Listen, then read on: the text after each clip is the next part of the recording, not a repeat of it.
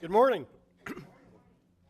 Call to order the September 11, 2018 meeting of the Indian River County Board of County Commissioners. We normally start our meetings with a moment of silent reflection for our first responders.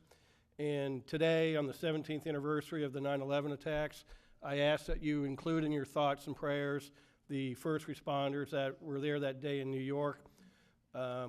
Just reading an article this morning that the rising death toll among the first responders from the exposure to all the chemicals is growing at an alarming rate, and the prediction is that in a couple years the death toll from the exposure related cases will be higher than the death toll of the 9/11 attack. So when we have that moment of silent reflection, please keep in mind our first responders. It's not only that visible danger they face, the fire, the accident, whatever, but also the hidden exposures that can also harm them down the road. So please keep that in mind.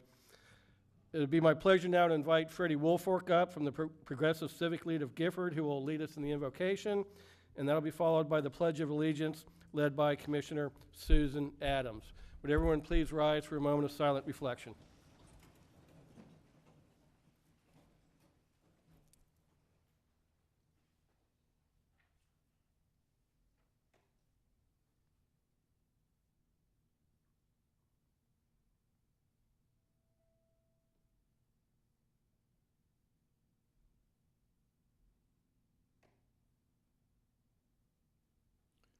Let us pray. Dear Heavenly Father, we thank you for this day, a day that we never seen before. As we think back in 2001, how another beautiful day had started out, beautiful with the birds chirping, with the wind blowing through the trees. Even the day that you gave me the opportunity to purchase a new car, feeling good, I had a brand new Ford coming back to town. But all of a sudden on the radio, Heavenly Father, we heard of an incident that had taken place when an aircraft were crashing into the towers and another aircraft crashed into the towers. How quickly did that beautiful day turn into a day of sadness? But God, one thing about being Americans, one thing about being here in the United States of America, you have given us the intestinal fortitude to draw together in times like these, to draw from each other's strength and give each other encouragement, give honor to those who gave their lives on that dreadful day. And Heavenly Father, as we hear of others that are passing because of the aftermath, we know that you're still in control. So today here in Indian River County, we proclaim the strength, we proclaim the guidance of you, God. For we know if we hold to your unchanging hand, everything that we're in search of, we will find. We thank you for our county commissioners, all our staff. We thank you for the concerned citizens that are here today. And when we leave this place, we'll leave with a unified cry of saying, thank you, Lord, for another day. In the mighty name of Jesus, we pray right now in Jesus' name, amen. Amen. To the flag of the United States of America and to the republic for which it stands, one nation, under God, indivisible, with liberty and justice for all. Thank you, Freddie.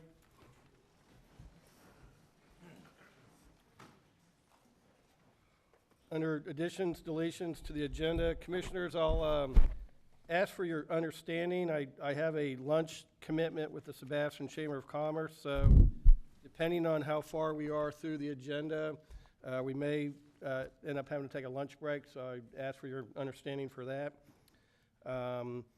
We have Commissioner Slari's item 14B1. I'd like to move that up to be part of item 10B1, public speaking on the sidewalk issue. They're both related. Thank you, Mr. Chairman.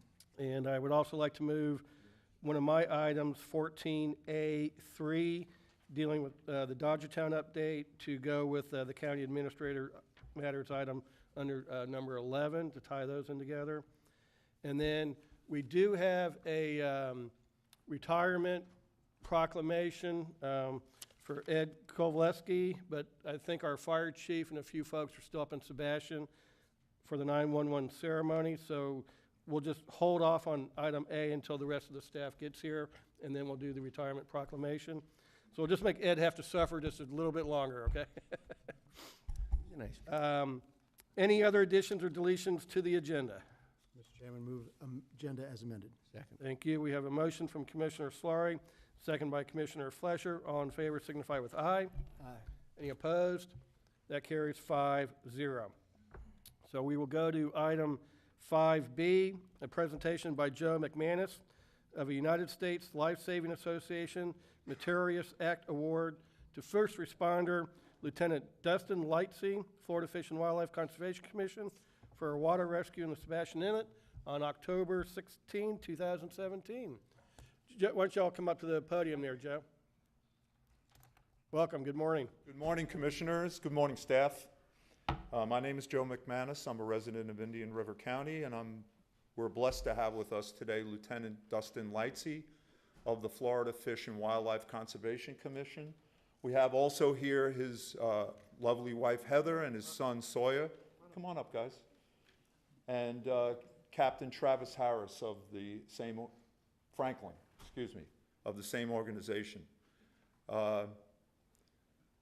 The United States Life Saving Association recognizes first responders who show valor and courage in their efforts to rescue people in the line of their duty, and it's a fitting day to honor a first responder.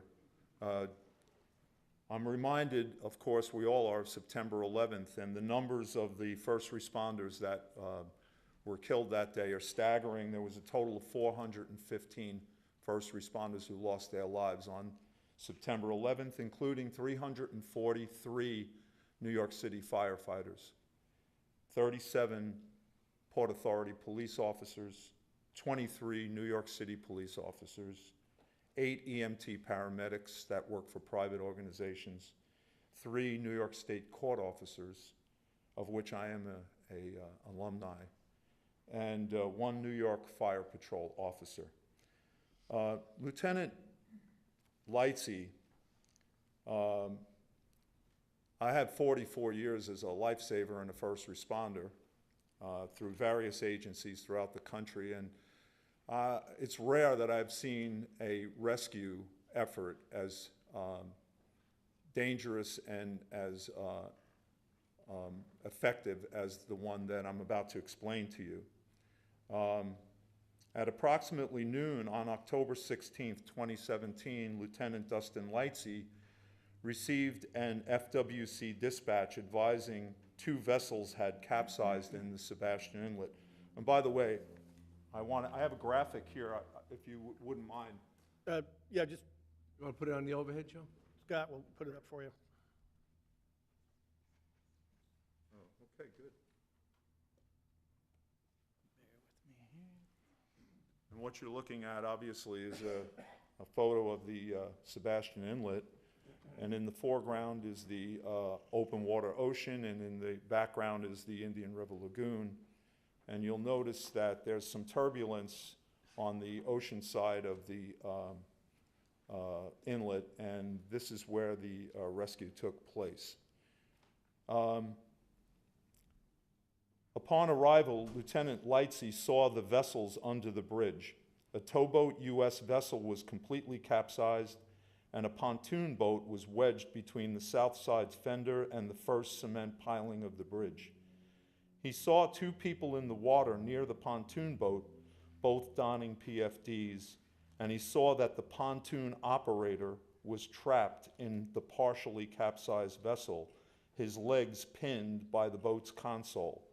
The operator of the pontoon boat was not wearing a PFD. Lieutenant Lightsey, wearing his PFD, threw a rope line to the operator, who was able to use it to free himself from the console, but he was immediately washed overboard by the strong outgoing current. As the victim was being carried out to sea, Lieutenant Lightsey jumped into the current and swam to the exhausted operator, stabilizing him as they both approached the offshore inlet waves. A nearby boat, operated by 2 Good Samaritans, Dale Snyder and John Corey, came to assist the rescue effort but the current was too strong for Lieutenant Lightsey to get his victim aboard. As Lieutenant Lightsey held on to both the victim and the boat was moved to an area where they could safely board. Lieutenant Lightsey then directed the Good Samaritan vessel back to rescue the other victims. Indian River County Fire Rescue had arrived on scene and had secured one of the victims by attaching a rope to her life ring. Once in position, Lieutenant Lightsey directed Fire Rescue to release the rope. He grabbed the life ring and lifted the victim into the boat as the current carried her seaward.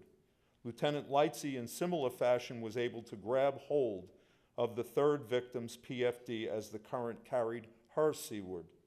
The boat had to be maneuvered once again to calmer waters before the victim could be brought safely aboard. Lieutenant Lightsey assumed operation of the vessel and ran it to the boat ramp, where he released the 3 victims to fire rescue. An ocean search was then conducted by Lieutenant Lightsey for 2 other missing persons. One was found safely aboard another vessel and was transported to the boat ramp. The other, the captain of the towboat U.S. vessel, was located safely ashore. In light of this heroic effort, the United States Life-Saving Association and grateful residents of Indian River County would like to present this award, Meritorious Act, to Lieutenant Dustin Lightsey, who acted with bravery and selflessness, when he responded to victims in distress who had been caught offshore after a watercraft accident involving 2 vessels. The current was a tremendous challenge, and Lieutenant Lightsey used incredible planning, communication, and life-saving skills to lead this rescue. With Good Samaritan assistance in the water, Lieutenant Lightsey brought all of the victims safely to shore. Lieutenant Lightsey relied on his instincts, strength, and training to respond rapidly and without hesitation. This action brings honor to life-saving efforts as a whole. Congratulations. Congratulations.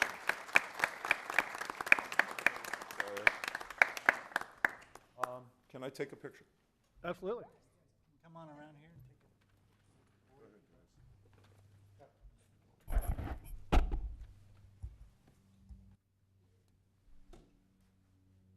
Just come right here in the center.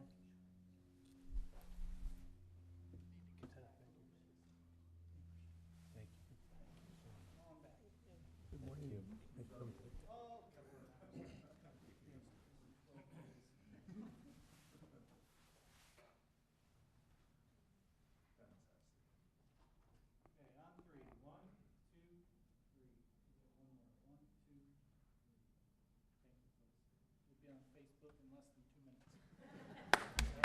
Thank you.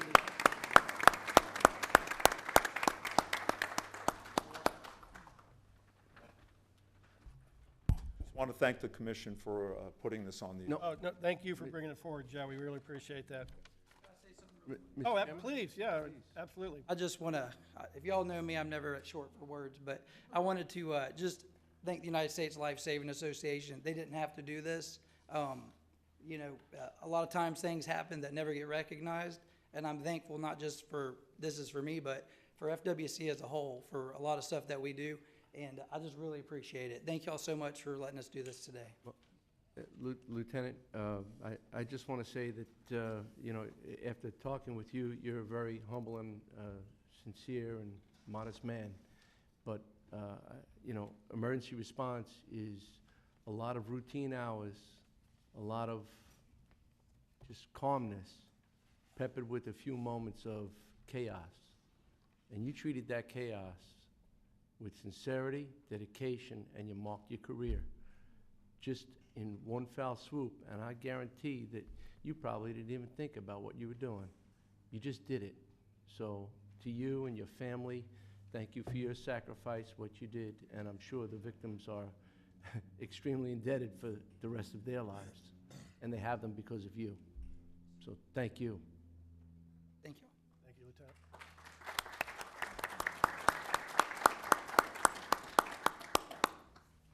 Next is a presentation of a proclamation designating September 2018 as Suicide Awareness Month. This will be presented by Commissioner Slaughter to Joan Kelleher of New Horizons. Is Joan here? Oh, good morning, welcome.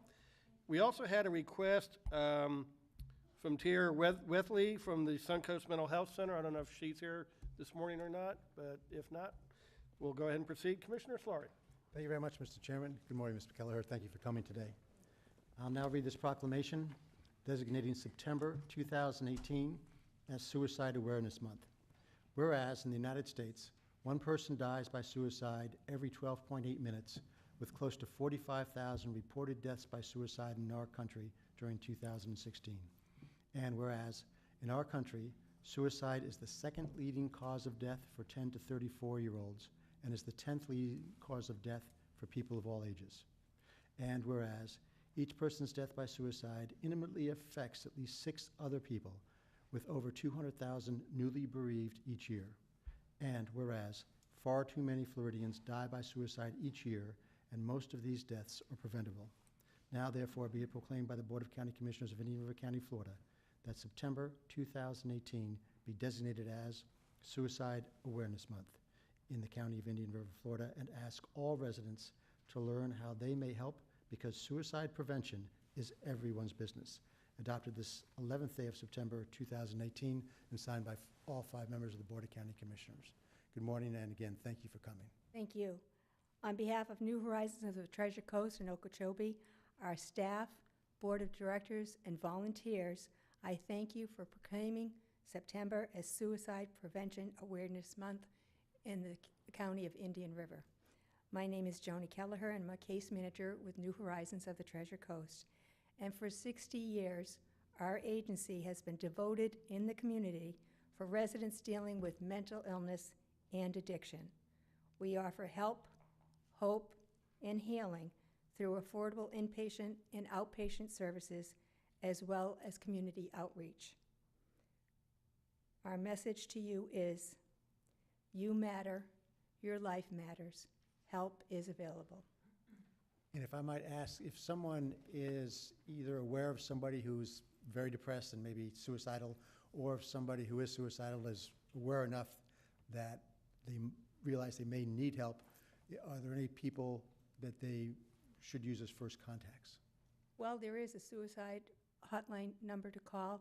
There also is 211, our agency, and also there's many other agencies in the Indian River County. And it's very important to be aware, if you see somebody who has any risk factors for suicide, to help them. You could save someone's life. I think that's important to be aware that there is help out there. Absolutely. And I think that people who are close to somebody who's very depressed ought not just sit back. That's correct, absolutely. With that, thank you for bringing this problem to us today, and good luck with your work.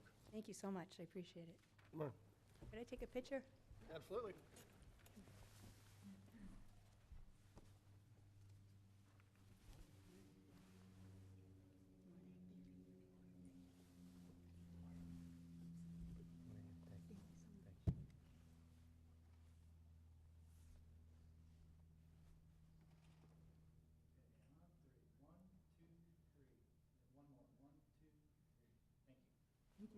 Thank you. Thank you.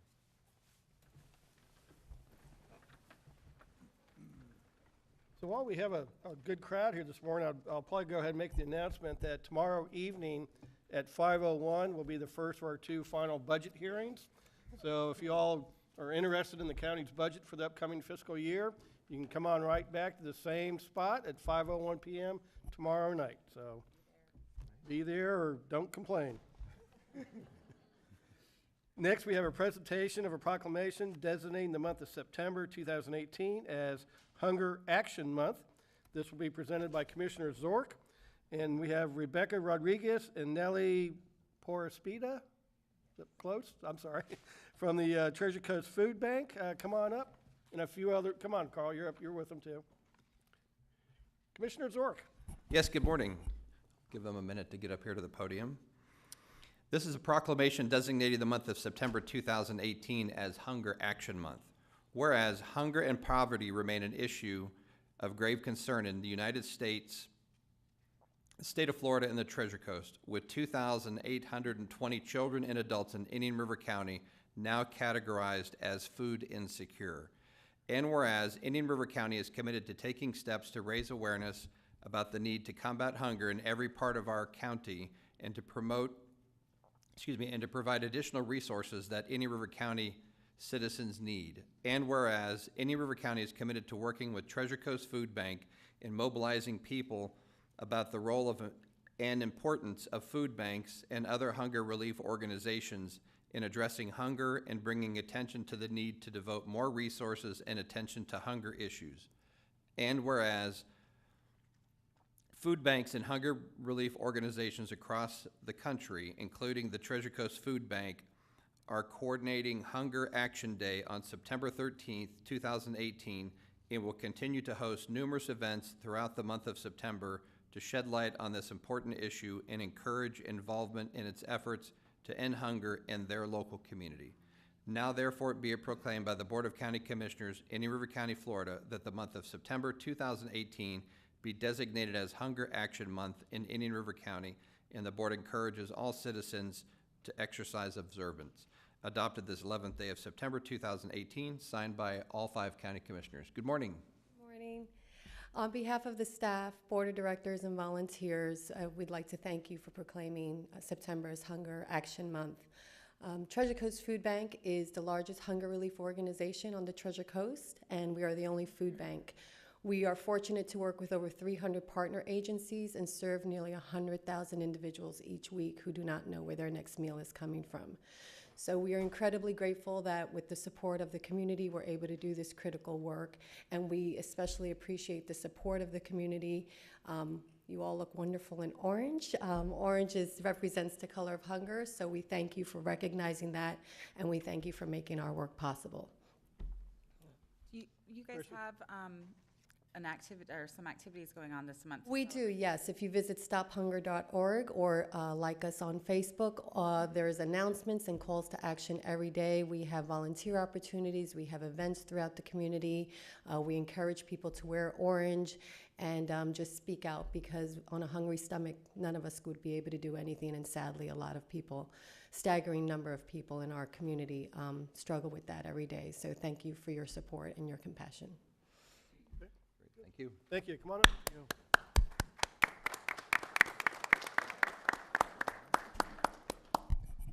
Time Carl didn't say anything. He told me to be quiet. Good morning, Carl. Thank you. Thank you. Thanks for joining us. Good to see you, Carl. We'll have the proclamation when we give you the time. Oh, okay. Yes. Thank you. Thank you so much. Thanks for what you do. Good morning. Thank you for joining. Look at that. Oh, he's like a double. Guys, get fancy. Woo!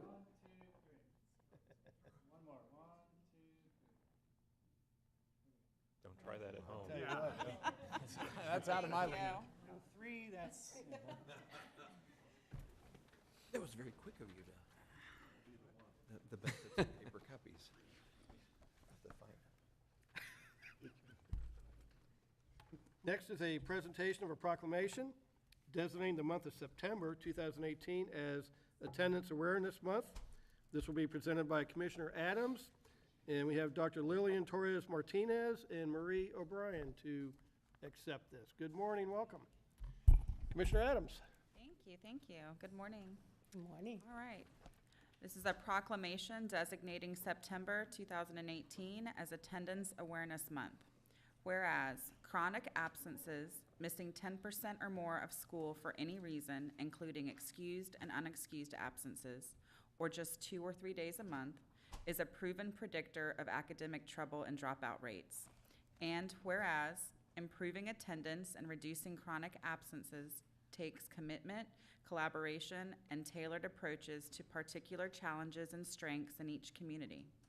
And whereas chronic absences predict lower 3rd grade reading proficiency, course failure, and eventual dropout, and it weakens our communities and our local economy. And whereas schools and community partners can reach out more frequently to absent students to determine why they are missing school and what would help them attend more regularly. And whereas chronic absences can be significantly reduced when schools, parents, and communities work together to monitor and promote good attendance and address hurdles that keep children from getting to school. Now therefore be it proclaimed by the Board of County Commissioners of Indian River County, Florida, that the board designates the month of September 2018 as Attendance Awareness Month. The board urges the community to commit to focusing on reducing chronic absenteeism to give all children an equitable opportunity to learn, grow, and thrive academically, emotionally, and socially. Adopted this 11th day of September 2018 and signed by all 5 county commissioners. Thank you. Thank you for having us. I just want to make note that this is the 6th year in a row that we've been able to bring awareness to attendance in front of the county commissioner and many other organizations throughout the district. So on behalf of the superintendent, Dr. Rendell, on behalf of all our administrators and families, we thank you very much for highlighting this. As indicated, attendance is one of the early warning predictors of school success, therefore bringing success to the community at large. So together we could eradicate chronic absenteeism and highlight the importance of being in school every day, because every day counts and every day matters. Thank you. Thank you. Thank you. I just want to also thank you again. I'm here with our district and our Moonshot community. As Dr. Martinez said, this is the 6th year. So we originally started as a literacy goal, but we really turned into this Moonshot community that takes a stand for children and our youngest citizens. And when attendance affects, it's affected by mental health and hunger and the other proclamations that have come forth already this morning. We just received, I did want to share, we did just receive an award from the National Campaign for Grade Level Reading for the work that's being done here in Indian River County. We're out of over 420 communities across the nation, only 29 received this Pacesetter Award. So thank you for all that you're doing to support this Moonshot community. Great. Thank you. Come on up.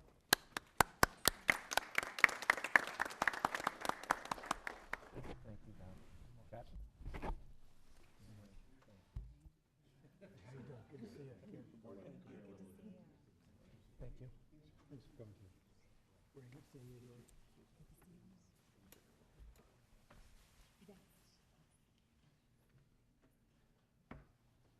You kissed it again. I don't think you're gonna get a pay raise for that.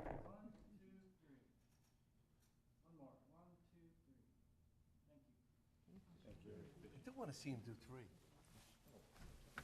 Rig it.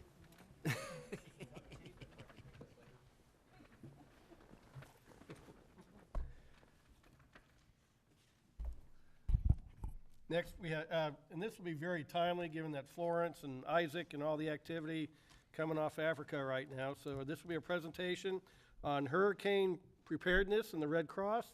We have Sarah Rue, the Executive Director of the Red Cross Coast to Heartland Chapter, and Ben Trotman, the Community Volunteer Leader and Elected Official Liaison for the Red Cross in Indian River County. Good morning and welcome. Good morning. Thank you for allowing us to present to you this morning. The American Red Cross prevents and alleviates human suffering in the faces of emergencies by mobilizing the power of volunteers and the generosity of donors. So I just want to remind everyone in this room that we are a 501c3 organization. We're not a government organization, and we do rely on the generosity of our local donors. All money raised locally stays locally unless someone says they want it to go to something such as Florence. Currently, our chapter has about 275 volunteers. Right now, we are preparing to make sure we are ready for Isaac should it turn this way. The models this morning are kind of have it going all over the place, so I don't think we can say we're going to dodge that bullet at this point. So I want you to be sure that we are watching that very carefully. At the same time, we are supporting what's going on up on the Mid-Atlantic and have more than 40,000 evacuation in sites in North Carolina, 40,000 in Maryland, Virginia, and South Carolina. So hurricane preparedness, the most important thing that people can do is to make sure you have a personal plan. If you don't have that personal plan, we recommend that you go to the App Store, and whether you use the Android or the Apple, we have an emergency app, which is called Red Cross Emergency App. Anything you need to know, you can learn there. The one thing I will remind everyone is to make sure you know whether you're staying in place, whether you're evacuating locally, whether you're going to a shelter, or whether you're leaving town. Last year, Irma was a year ago. Yesterday, it made landfall. We found out that so many people had so many issues because they tried to evacuate so far away. So the recommendation now is to think about evacuating closer than going to Atlanta or going to Georgia or someplace like that. I encourage everyone to make sure they have at least a gallon of water per person per day, if you're staying or not staying, and make sure you have the food and necessary things for that. We strongly have a lot of information we can share. We've shared it all with you. Anyone who needs something can go to redcross.org and find out anything they want. And I'd like to introduce Ben Troutman. Ben is my community volunteer leader partner, and he's going to explain a little bit about how we will relate and work during hurricanes with you. Hi, how you doing? Good. Thank you, commissioners, for having us here. Thank you, Commissioner O'Brien, for personally inviting us for the Red Cross to come and give a presentation. I want to talk a little bit about my role in the Red Cross. I have two hats. One of them is the community volunteer leader hat, which I'll talk about briefly, but I'll go a little more in detail with my other hat that I put on when we have some sort of disruptive event, the elected official liaison. As a community volunteer lead, unofficially, I take it as upon myself as being the volunteer cheerleader. I can't say enough about this organization. The volunteers are your friends, family, co-workers, neighbors, people you see in the store. They're the ones that get up in the middle of the night when a family loses all their worldly possessions. They're the ones that button up their houses when a hurricane threatens, to go and support the operations in an emergency center so the community can find a safe place to stay. I'm honored to be a part of this organization, and I hope that when you see a Red Crosser out there, they're never going to ask for gratitude. That's just not in their nature, but recognize that they are a vital part of this community's team and recovery, and they strengthen what we do, both the government and what the Red Cross does, and building resiliency in the community. That takes me to my second job or my second responsibility as the CVL, and that's community engagement, and that's what I'm here doing today. I mean, I'm trying to build a bridge with you and the commissioners. If you do not know any Red Cross volunteers, if you do not have any interaction with them, you do now. You know me, you know Sarah, and we want to be here to help you and assist you in understanding what we do and what we can better serve this community with. As an elected official liaison, when there is a major event, like a hurricane that we all are thinking about right now, but it doesn't have to be a hurricane, it could be a forest fire, a flooding, or even something man-made, train derailment, possibly a multi-unit family fire, or even, not, as we all share with 9/11 and the remembrance of 9/11, a terrorist attack. We step up and try to help out as an elected official liaison. I can be a conduit to Red Cross specific information. I want to preface this with saying that all your operational information comes from the EOC, your county EOC. They're your official source for all operational information, but I can give you more in-depth Red Cross information. And my goal as the EOC is to reduce confusion. I think confusion builds distrust, and trust is in short supply. I think I don't have to emphasize that to you. For government agencies, for organizations like the Red Cross, we work with trust with the community. We work best with trust with the community. So I'm looking to build that trust between the government agency, you guys, and the Red Cross. So if you ever have any questions, if you ever if we come into if Isaac decides to come our way, or we have an event, And you start thinking, after you hear your operational information from the EOC, and you start thinking to yourself, what is the Red Cross doing? Why are they doing that? What the heck is going on with the Red Cross? Give me a call. You have my number, you have my email, yell real loud, I'll come running. Let me try to alleviate that confusion to you so we can build that trust and we can work better as partners and serve this community better. Because if we can do that, if we show that the community that we are working closely together and we trust each other, then again, that builds that resiliency and puts us back on that track to recover quicker and make the community safer. So thank you very much again. If you have any questions, I'm always open for them, and I'll try to help you out again. So thank you very much. Thank you again. Thank you, Ben and Sarah. And, 2 weekends ago, I pulled out the generator from the shed and fired it up and, made sure it ran and started all that good stuff. And then just this past weekend, we picked up some water and filled a couple jugs of gas, just kind of getting prepared and, trying to get ahead of the crowd instead of standing in a long line and fighting over limited supplies. We went ahead and stocked up a little bit. We'll go through it eventually if we don't need it, but good to have it when there's no madhouse getting it. Certainly, we encourage everyone every week, starting at the beginning of June, buy a couple extra canned goods, buy an extra gallon of water. Get those things as you go along. If you look at the Weather Channel or you look at the news now, there's nothing left in the stores in the Mid-Atlantic. Right. Because everyone waited until the storm was offshore. So that's probably the most important thing, and to have that personal plan and to make sure someone outside of this area knows what that personal plan is. Well, thank you very much, and hopefully we'll dodge Isaac in the future here. And our thoughts are with everyone that's dealing with the impact of Florence. Absolutely. Thank you. Is Brian Bauer here? I haven't seen him yet. Oh.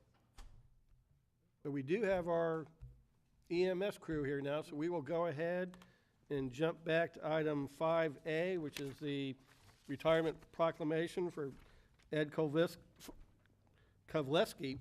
Ed, come on up to the podium, please. And Chief and everybody, come on down. It just is extremely fitting that today on 9/11 that we will be recognizing the service of one of our first responders for his long service to the community. And so it's with great pride and honor that I read this proclamation. And it's honoring Edward Kovleski on his retirement from Indian River County Department of Emergency Services. Whereas Edward Kovleski began his distinguished career in emergency medical services with Indian River County as a paramedic on November 17, 1989. And whereas in little over a decade, he achieved senior paramedic, then was promoted to supervisor of operations, which upon consolidation with Indian River County Fire Rescue in 2006 became equivalent to an EMS battalion chief, in which capacity he served until his retirement on September 4, 2018. And whereas, based upon his experiences as a first responder, Edward Kovleski authored and co-authored multiple books on pre-hospital emergency care education, as well as patenting inventions that enhanced the EMS profession, including the EZLZ helicopter landing zone locator kit that was distributed throughout the world. And whereas Edward Kovleski's deep passion for providing the highest quality pre-hospital emergency care has been evident throughout his career file, which is filled with letters of gratitude from the general public, commendations from supervisors for innovative field work, as well as an appointment by Governor Lawton Chiles to Florida's early EMS Council. Now, therefore, be it proclaimed by the Board of County Commissioners of Indian River County, Florida, that the board appreciates Edward Kovleski's efforts on behalf of the county and wishes to express our deepest gratitude for the dedicated service he has given to our citizens in the EMS profession for almost 30 years. And be it further proclaimed that the Board of County Commissioners, staff, and co-workers extend their sincerest wishes for success in all of your future endeavors. Adopted this 11th day of September 2018, signed by myself as chairman of the Board of County Commissioners. Ed would like to hear a few words about your stellar career.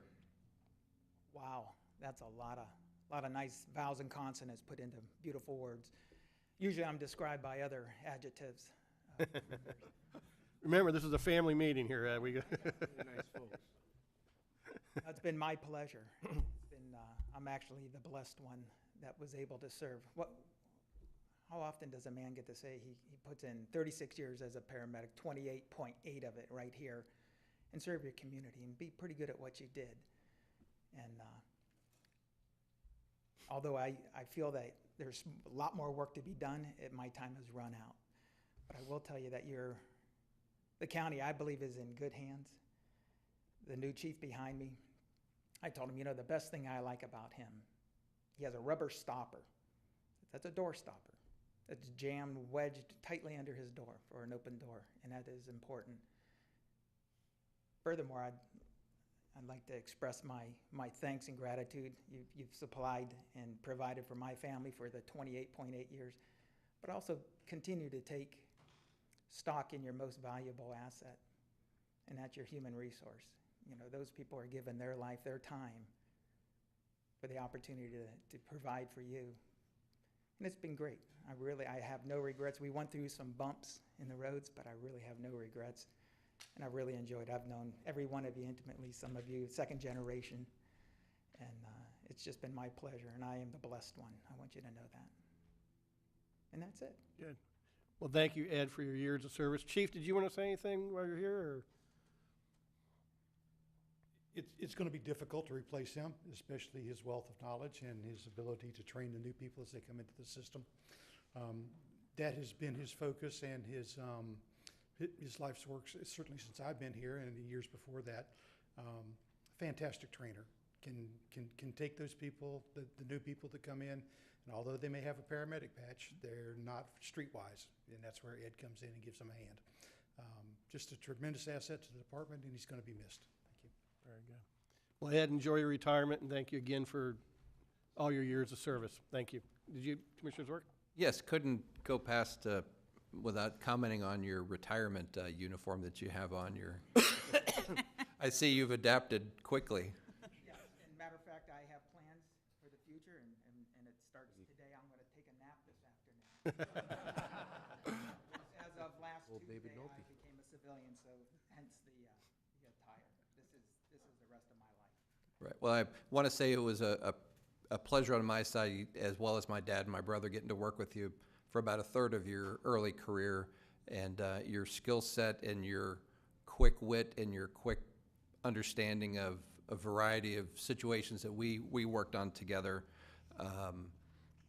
Whoever comes up behind you have big shoes to fill, but I think you are a size 14, so that's a real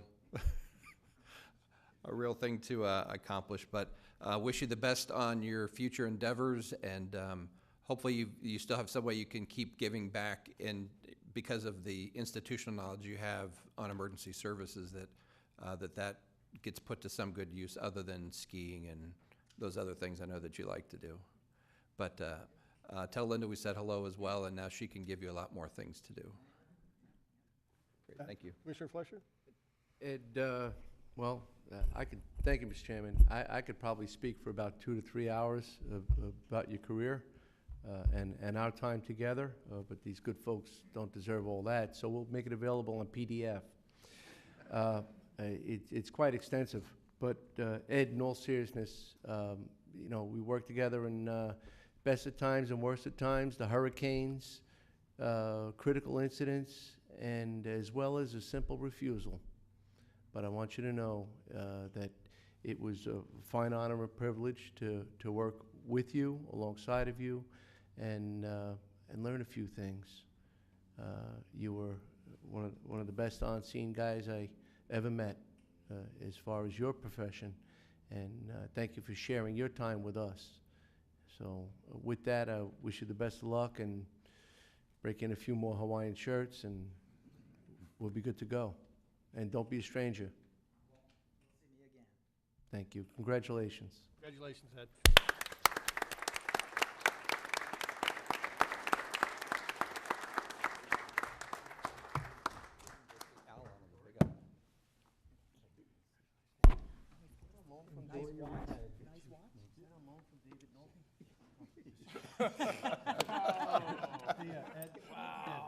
Wait, does he have closed-toed shoes on? He was that formal stuff. The fancy one, so you You get two fancy get ones. two for your years of effort. That's There your you go. access badge.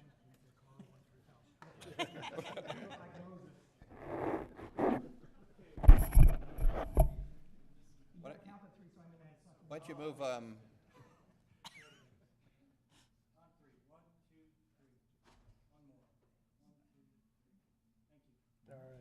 Thank you. Yeah, congratulations. Thank you,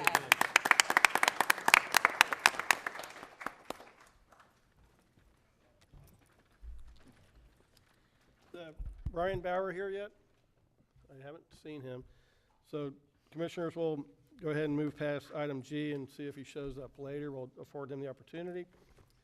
That moves us to approval of the minutes of the budget workshop of July 11 and regular meeting of July 17, 2018. Move approval.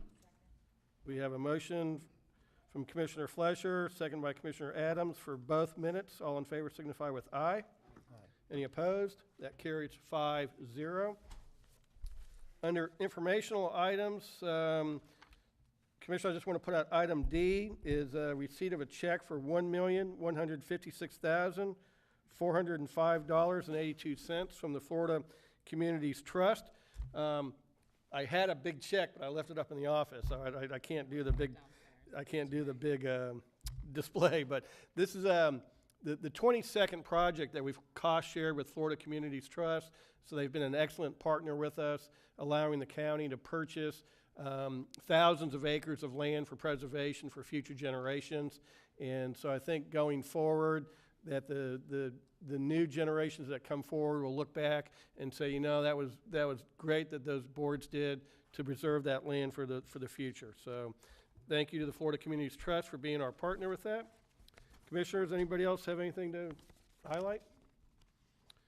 If not, we'll move to the consent agenda. Commissioners, anyone wish to pull an item from consent? I'd like to pull 8N. 8N? Yes. Okay. As in Nancy. Anyone else? Is there anyone from the audience that wishes to pull a consent agenda item for further discussion? Okay, seeing none. Commissioners? Move approval as amended. We have a motion by Commissioner Fleischer, second by Commissioner Adams to approve as amended. All in favor signify with aye. Any opposed? That motion carries 5-0. Commissioner Adams, item N, please. Thank you. Yes, this is the Library System Long Range Plan 2019 to 2022. And I think the library system is doing some really wonderful things. I thought this was a good opportunity to share with the public and with us what they have planned for the future. So that's why I pulled it. Thank you. Thank you very much. I always look forward to an opportunity to talk about our libraries. The long-range plan that we presented to you this year is a little different in that we're presenting it as a united library system for the county rather than in the past when it was a plan for each individual library. We do better going forward together and working as a full system. And I wanted to say that nowadays people are concerned about sales and bargains, and we got to go on the internet and on Amazon to find the deals. The deal is at your library. Get a library card for free. There are over 500,000 items available at your county libraries. We need people to come and check it out, and they are. They're checking out over 1 million items a year. So we're excited about going into the future. We're always looking for new products and new materials and new ways to present literacy, especially to the kids. This year, can't really see, but we have a product called Launchpad. It looks kind of like a really cool tablet, but it's actually going to teach them literacy without them realizing it. They'll think they're playing. And we're able to provide, we have this product for each library, multiple items for each library in the system. They'll be coming out sometime before December for the community, and it goes from ages 2 up to age 8. But we want to, you know, you got to use something, so we're using fun to teach literacy, and we're very excited about that. So thank you very much. Great, thank you. Look forward to more exciting things from the library. Only because this was brought up, and looking through the plan really specifically, I'm somebody who likes books and tends to read some that have low volumes. So just in the future, if you can consider a goal to provide materials and books that residents of Indian River County might not otherwise come across. Like rare books? Or No. when Maybe books you are- could loan some of your books to the library. I might. I mean, I'll probably end up, You have a special collection. Yeah, the giving them. Bob yeah, Flory collection in the library. I'd be happy to do that. But I mean, I think that for me, one of the best things about libraries is the opportunity to just walk the shelves Yes. and find something you would not otherwise have found. And to me, that opens up a whole new world that young people and others would never find. And a lot of people know, about the Cat in the Hat and Dr. Seuss and J.J.R. Tolkien's Lord of the Rings and things like that. But for instance, how many of my fellow board members are familiar with possibly the greatest political philosopher of the 20th century, Leo Strauss? No, I mean, Leo. So, Leo. So, I mean, to find those things, I mean, to me, as Commissioner O'Brien readily points out, televised sports are absolutely no interest. But a good book is something to really get excited about and opens up really new vistas and new worlds. So I just want to make a pitch for that. Some people think that books are dead. I don't. I think they still allow. Not at 1 million items a year going out, so they're not dead. And we do try to do local authors, but the fact is, John Grisham still, I mean, that's the thing that people are looking for. So we try to keep a balance of everything. And Everything. I'm trying to promote that other side of the balance, because I agree. You have to have more John Grishams and Pattersons and others like that. Absolutely agree. But there ought to be that little bit of choice that, those things which would never otherwise be found. So, and thank you for your work. Libraries are great. I look forward to, a great library system in Indian River County for the rest of my life. Well, Mr. Chairman, I think that Commissioner Solari's dream will come true, because with your passion and direction in the short time that you've been in this leadership role, you've done some amazing things. Well, thank you very much. And you've brought some attention to our libraries, and we do see some more activity than we used to see. It's the staff, though. I Yes. mean, the staff behind me that are pushing the books and the programs. And last year, we had 57,000 people come to our programs at the libraries. So we're very excited about that. Thank you. So I just want to say thank you for this plan. I think it's wonderful that you're creating a unified library system plan versus a library by library plan. I look forward to leafing through the Commissioner Solari collection in the future. I'm sure there's some very interesting books in there. But I also want to say my son, we utilized a lot of the programming that you had at the North County Library this summer in lieu of going to multiple summer camps. And it was very interesting. He loved the NASA at the library and the Lego Club and that kind of thing. So it's nice to see all those activities that you're doing. And you do have a wonderful staff. And we appreciate what they do and can't wait to see more from the library, because I share Commissioner Solari's love of the library. When I was little, we would just go in and whatever cool book, you weren't necessarily looking for something specific. You just find a book cover that looked really interesting, and that's kind of how I would discover new authors. So hopefully people are still doing that, because books aren't dead. They're wonderful, and they open a whole new world for people. So with that, I would like to move approval of the long-range plan. Thank you. We have a motion by Commissioner Adams, second by Commissioner Flesher to approve the long-range plan. All in favor signify with aye. Aye. Any opposed? That motion carries 5-0. Thank you. thank you. Thank you very much. And for those who don't recognize the new face, that's Ann Shepard, our new Director of Library Services. So thank you, Ann, for doing a great job. Thanks, Ann. That moves us to constitutional officers. We have Indian River County Sheriff Darrell Lohr request for $15,000 from the Criminal and Sex Offender Registrant Fee account for purchase of notification software and registrant office supplies. Move approval. We have a motion from Commissioner Solari, second by Commissioner Flesher. Is there any comment on the motion before us? Seeing none, all in favor signify with aye. Any opposed? That carries 5-0. Moves us to public items. A public hearing. The Escambia County Housing Finance Authority Multifamily Housing Revenue Bonds. This is the Taylor Point Apartments. It's legislative in nature. I believe we have a couple representatives here. Yep, and I'll kick it off. You'll kick it off? Okay, we'll kick this to Dylan to kick it off. All right, thank you very much.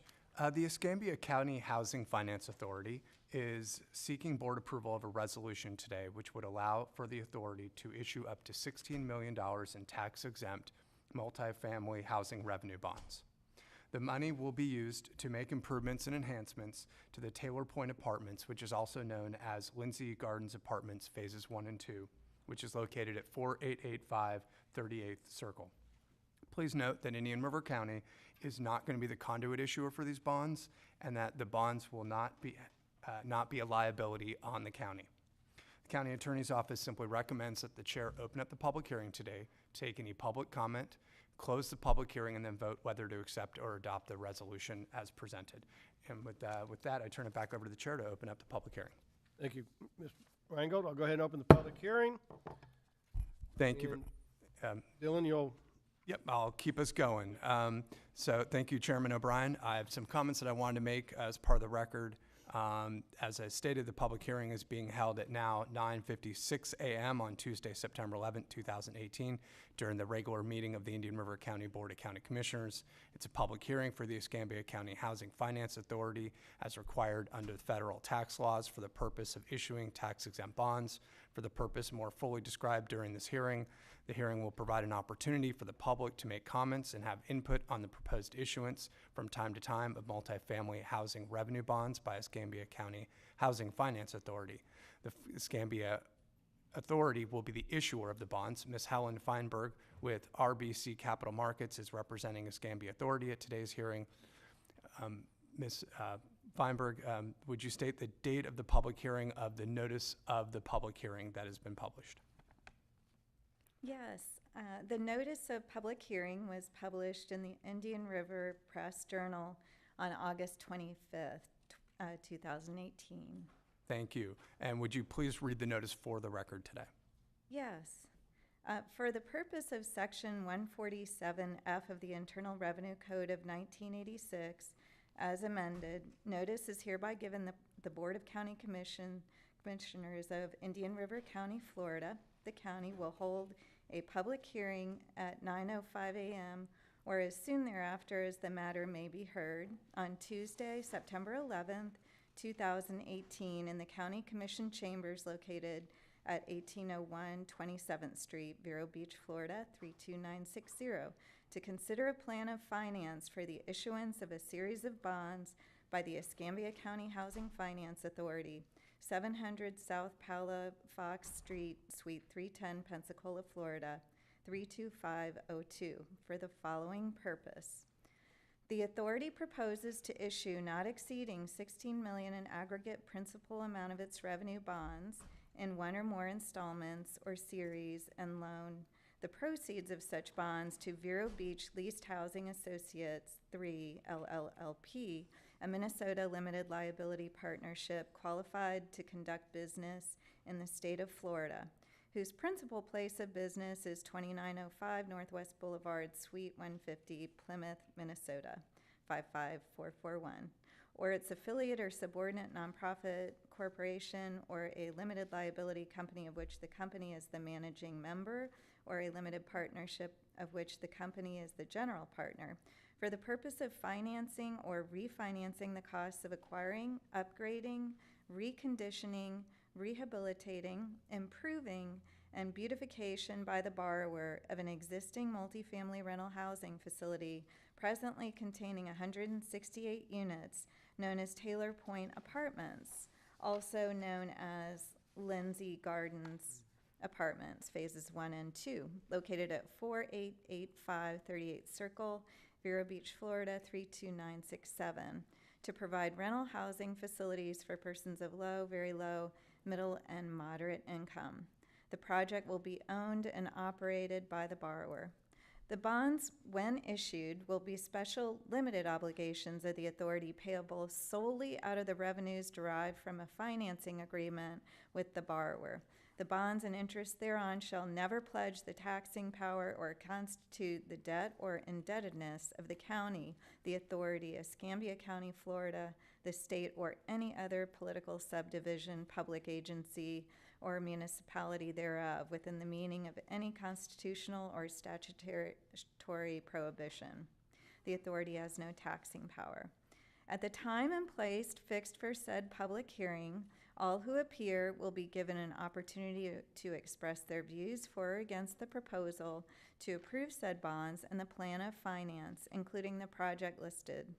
Prior to said public hearing, written comments may be delivered to County Administrator, Indian River County Administrative Office, 1801 27th Street, Vero Beach, Florida, 32960. All persons are advised that if they decide to appeal any decision made by the county with respect to any matter considered at this meeting, they will need a record of the proceedings, and for such purpose, they may need to ensure that a verbatim record of the proceedings is made, which record includes the testimony and evidence upon which the appeal is to be based. All interested persons are invited to present their comments at the time and place set above.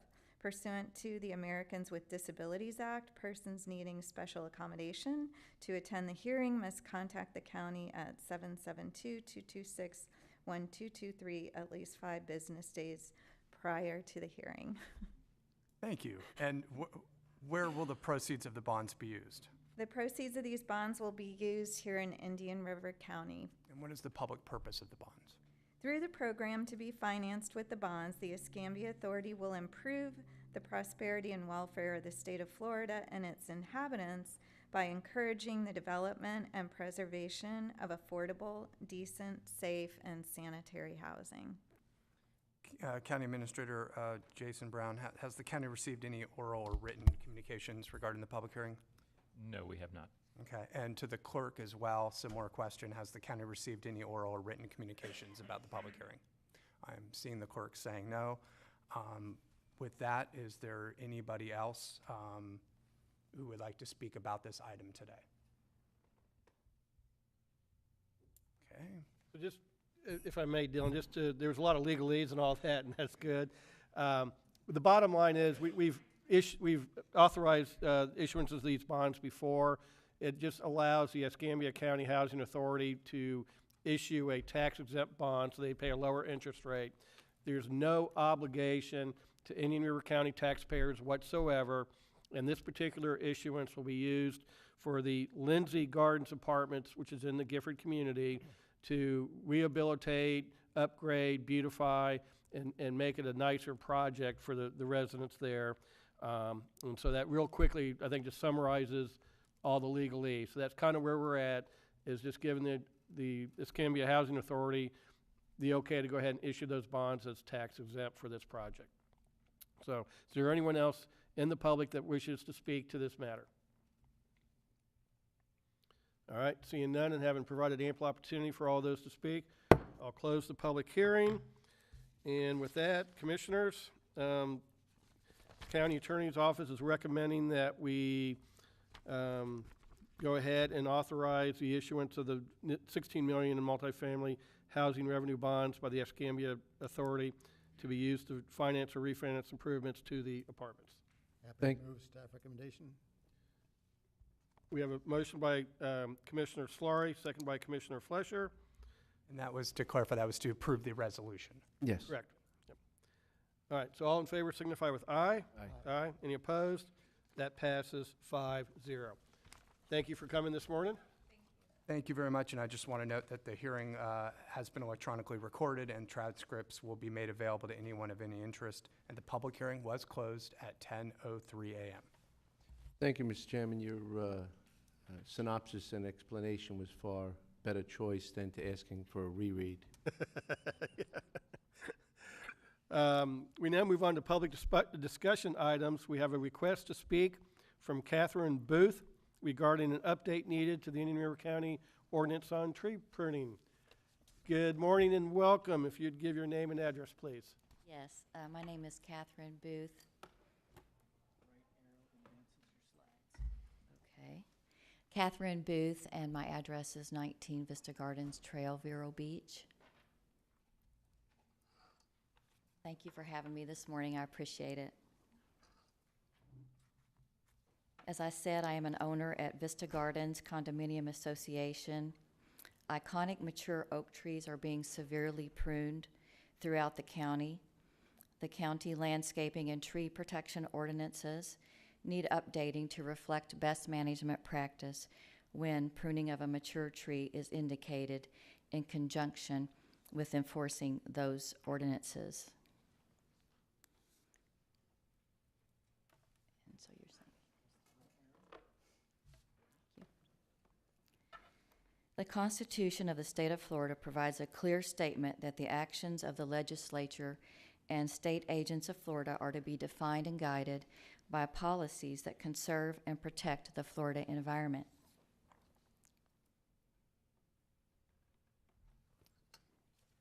The Institute of Food and Agricultural Sciences at the University of Florida is cited as the authoritative source for horticulture and landscaping in Florida by Florida statute.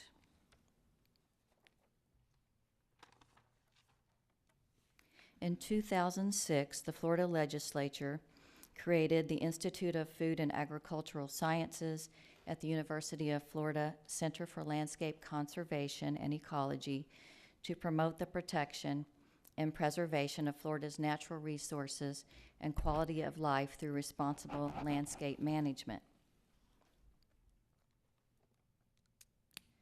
On this slide from University of Florida IFAS, Urban Forest Hurricane Recovery Program 2015 is the best management practice for mature trees. This BMP, specifically for mature trees, meaning they have reached their mature height of 50 feet or above, needs to be incorporated into Indian River County ordinances as an update. Pruning of mature oaks should be purposeful rather than habitual. Plan to not remove more than 10% of the live foliage on a mature tree. An ordinance without enforcement is meaningless. Enforcement is needed to protect our mature oak trees.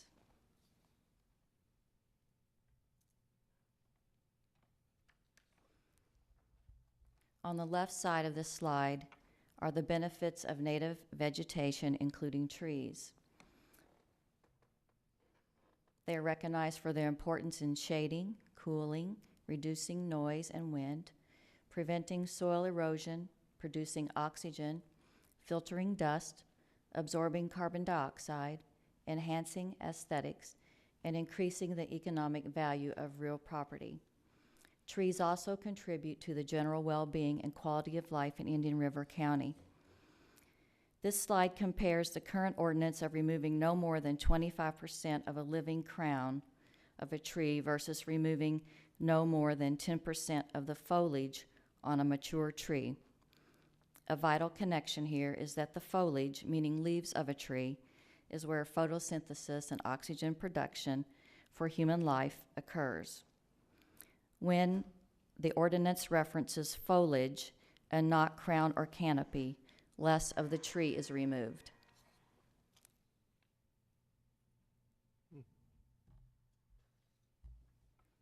Removing too much foliage and branches can cause damage, disease, and death of a tree.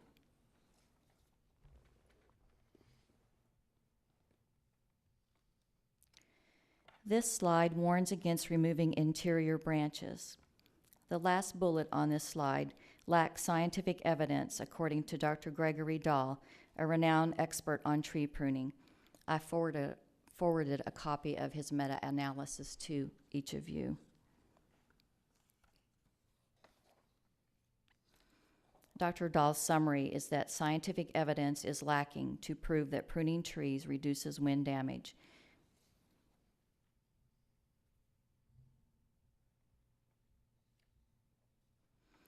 This is an oak tree's natural and beautifully shaped canopy. And after the hurricane, it was easy to see the skeleton of this beautiful tree.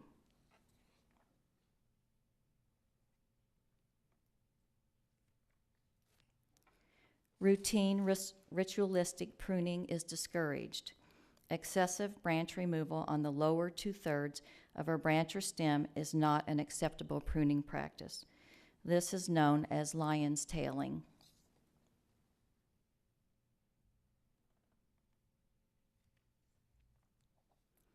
Lion's tailing encourages more growth at the tips of branches, resulting in a taller and wider tree. Branches can break easily as a result. You will be surprised at how you will notice lion's tailing of trees all around you after you leave here today.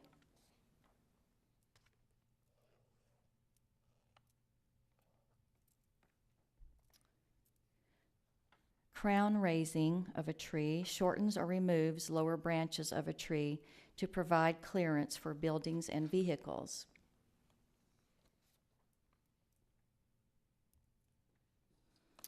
This clearance can be achieved better by shortening low branches rather than removing them.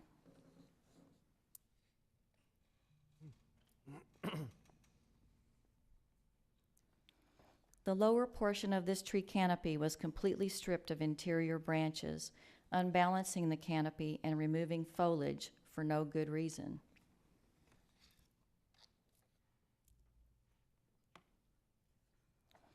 Refrain from removing any sprouts from an overpruned tree. This is an attempt by the tree to rebuild the energy reserves that were removed with the severe pruning.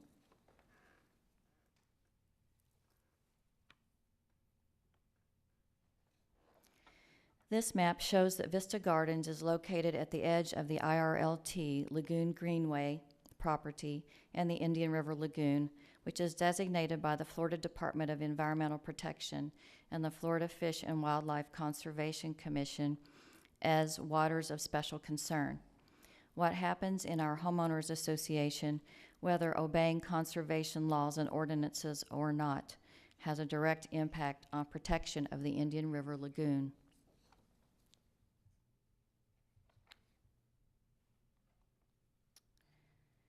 In 2010, Vista Gardens commissioned a landscaping plan of action by Andrea Stanek of McKee Gardens, who informed the board of Vista Gardens that the mature trees on this property, inherited from McKee Gardens in the 1980s, were being severely pruned. This is an example of the work by a large local tree pruning contractor used by Vista Gardens since 2008.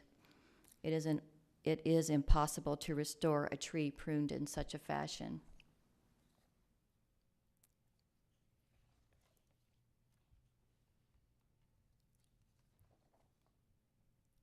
Because of the severe pruning in 2017, followed by the effects of Hurricane Irma, there were no acorns for food or sufficient leaf coverage for habitat on the trees for migratory birds.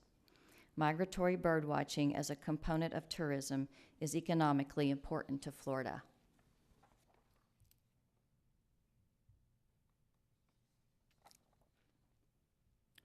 The mature southern live oaks on Vista Gardens property, as for any live oak, are found in hurricane-prone coastal regions.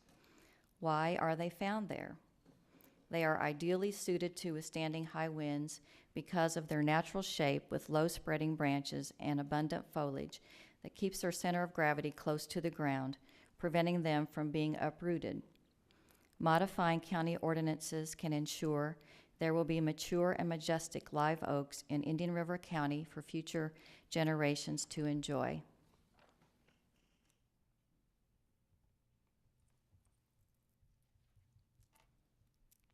This pamphlet on the web lists the numerous dangers of overpruning trees. Besides wasting money unnecessarily, overpruning makes trees susceptible to disease, decay, and death sustained from pruning wounds, limb breakage, sun scald, wind burn, sprouting, starvation, and uprooting. The more unhealthy the tree from overpruning, the more money generated for those in the tree pruning business who are paid for removing and replacing the diseased or dead tree, continuing the overpruning cycle with a new tree.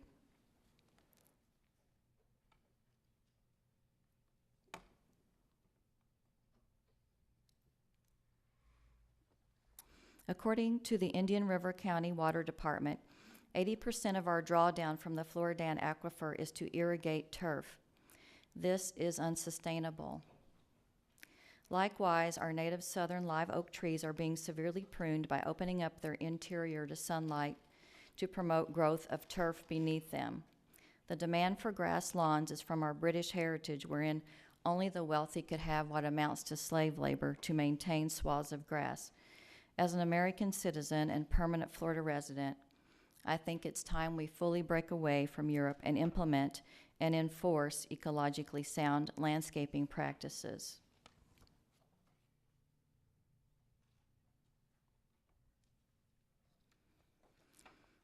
The Florida chapter of the International Society of Arboriculture recently asked the Florida legislature to become professionally licensed, but the bill didn't pass. I hope the informative presentation you heard today will encourage you, the county commissioners, to modify Indian River County's ordinances to further protect our distinguished landmarks and valuable natural resource, our mature and majestic live oaks. Thank you for your attention and action.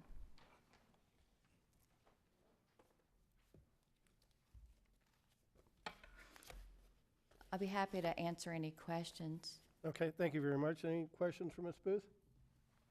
No? Okay. Appreciate your presentation this morning. Thank you. Thank you for letting me come. I appreciate that. Yes, ma'am. Next, we have a request to speak from Freddie Woolfork, the Gifford Youth Achievement Center, starting today. Thank you for supporting GYAC. And Freddie comes in with a bang, I guess. It's a honk and everything. Good morning again. Good Freddie morning, Woolfolk, Freddie. 4590 57th Avenue here in Vero Beach, Florida. I'm sure we have a video clip. Do you have that?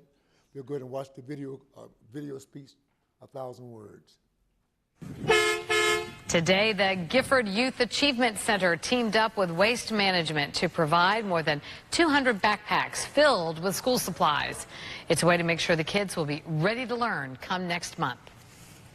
We hear a lot about the summer slide, and what we're doing here is avoiding that slide. So we're preparing students for the upcoming school year, getting them grade ready. Notebook, pens, pencils, pencil case, highlighter, and the backpack. The backpack giveaway also helps parents, since that's one less thing they have to buy on their back-to-school shopping checklist. So that shows you that we're on the move with those kids being ready for school. And as I sat here in the meeting today, I kind of looked at my mind is always wandering with some ideas. And here's what I saw. I saw a fabric being woven here today, when from every presentation, from the Department of Emergency Services to the Life Saving Association to the suicide awareness to the hunger action to the Red Cross, and on. You see all these different presentations to show you how blessed we are in Indian River County, how blessed we are in the United States of America to have agencies and organizations willing to come together to provide substances for our family and children that we serve. And that goes no different in the presentation we have today. I like if they are here. Waste Management, are you here? Stand quickly. Waste Management, believe it or not, it is not just coming in to take in your recyclable items, but they're doing more than that. And they joined right in with the giving of the supplies and brought in the robot, and I mean, it was just a festive occasion. So I want to personally thank you so much, Waste Management, for being there. Thank you so much. With that being said, as I look at my little notes here, it also takes more than just lip service. My dad used to say a long time ago, he said, watch out a person who have a lot of lip service and no hip service. I mean, you know, they talk a good show, but never do anything. Well, Waste Management does something. And also to see the support that we saw from our county officials, from Commissioner Fletcher and other commissioners. We saw school board members, Commissioner Zork and others there. So that let our kids know that they weren't judged there alone. There was someone there to support their beginning of school in the fall, and it showed to be a plus for us. The center has been around now for 20 plus years. Cannot believe it. I was hired in 1997. October 1 was my date. Next month will be 21 years I've been there. And because of collaborations with agencies, we'll be able to have such a successful track record. If you take a walk on campus now, you'll notice that the 24,000 square feet that we have there on site is now growing. We just had the foundation footing put in, and they are beginning to lay blocks, adding another 14,000 square feet more, which will add about 8 more classrooms. 8 times 25 will give you the ability to serve 200 more kids. So it's going to be a fantastic grand opening, and I want you to put that on your itinerary. Also, I want to acknowledge the fact that there's a movement going, I guess you can call it a movement.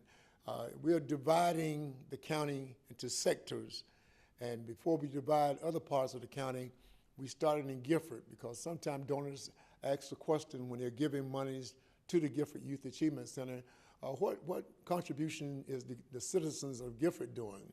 So the citizens of Gifford said, we've been doing something all those 20 plus years, but we want to show something by having a festive occasion, a dinner dance, if you will. I want to see Commissioner Fletcher's two-step. I want to see Commissioner Solari. I want to see his tango.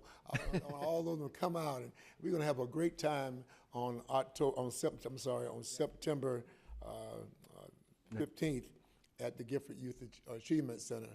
Tickets are only $50, and all those monies will go toward raising monies to make sure that that facility is not only built, but also that that facility will have sustainable funds coming in. So if you need tickets, just give me a call, 772-794-1005. Direct extension is 234.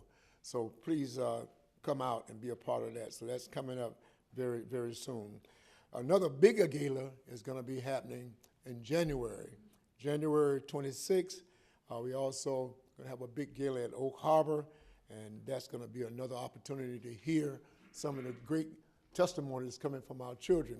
Many times we as adults can talk about what we're doing in our various endeavors, but it's the children that we serve will give the testimony on how important the Gifford Youth Achievement Center has been over these 20 years. As you know, we started out with a graduation rate of minorities, black kids during 1996. We found out that the graduation rate had dropped from 92% down to 23%, and we could not sit back idly by and allow that to continue.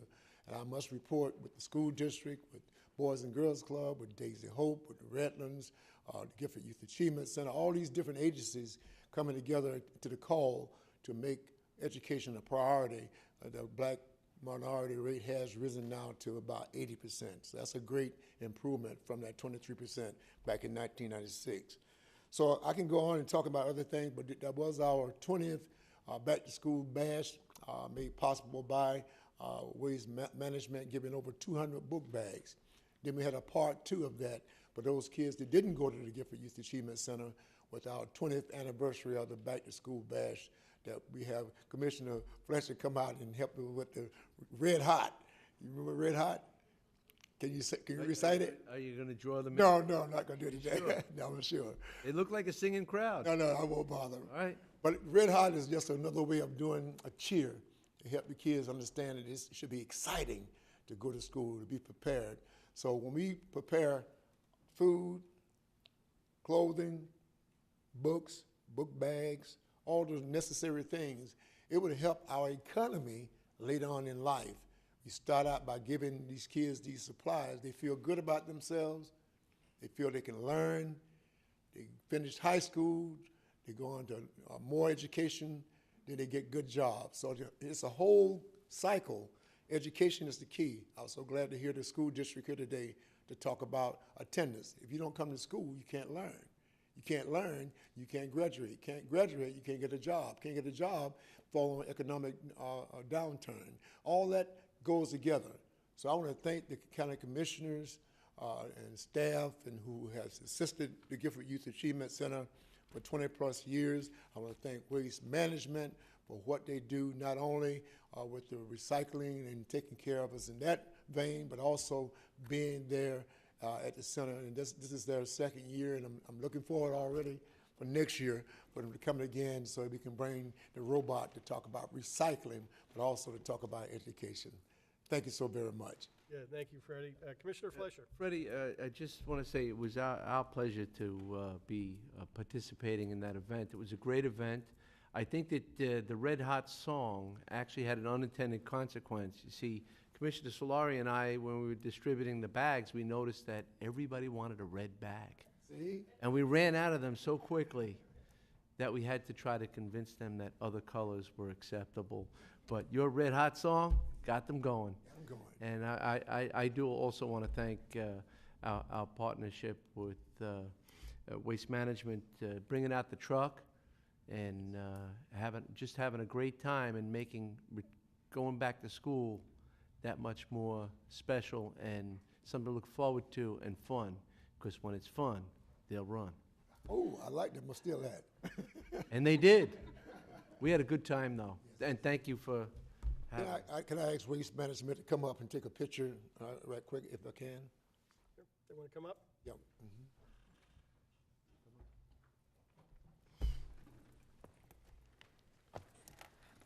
We have a resident photographer here, too.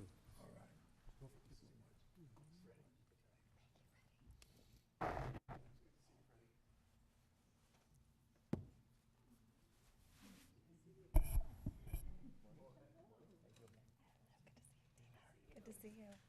How you doing? We're always going to do that.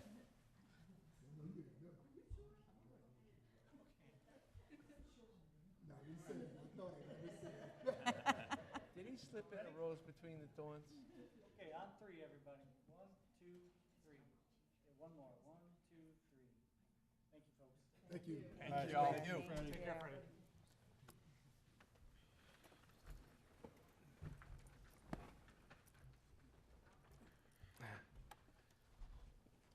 Then we now have a request to speak from Penelope King regarding FDOT proposed A1A road resurfacing and sidewalk construction.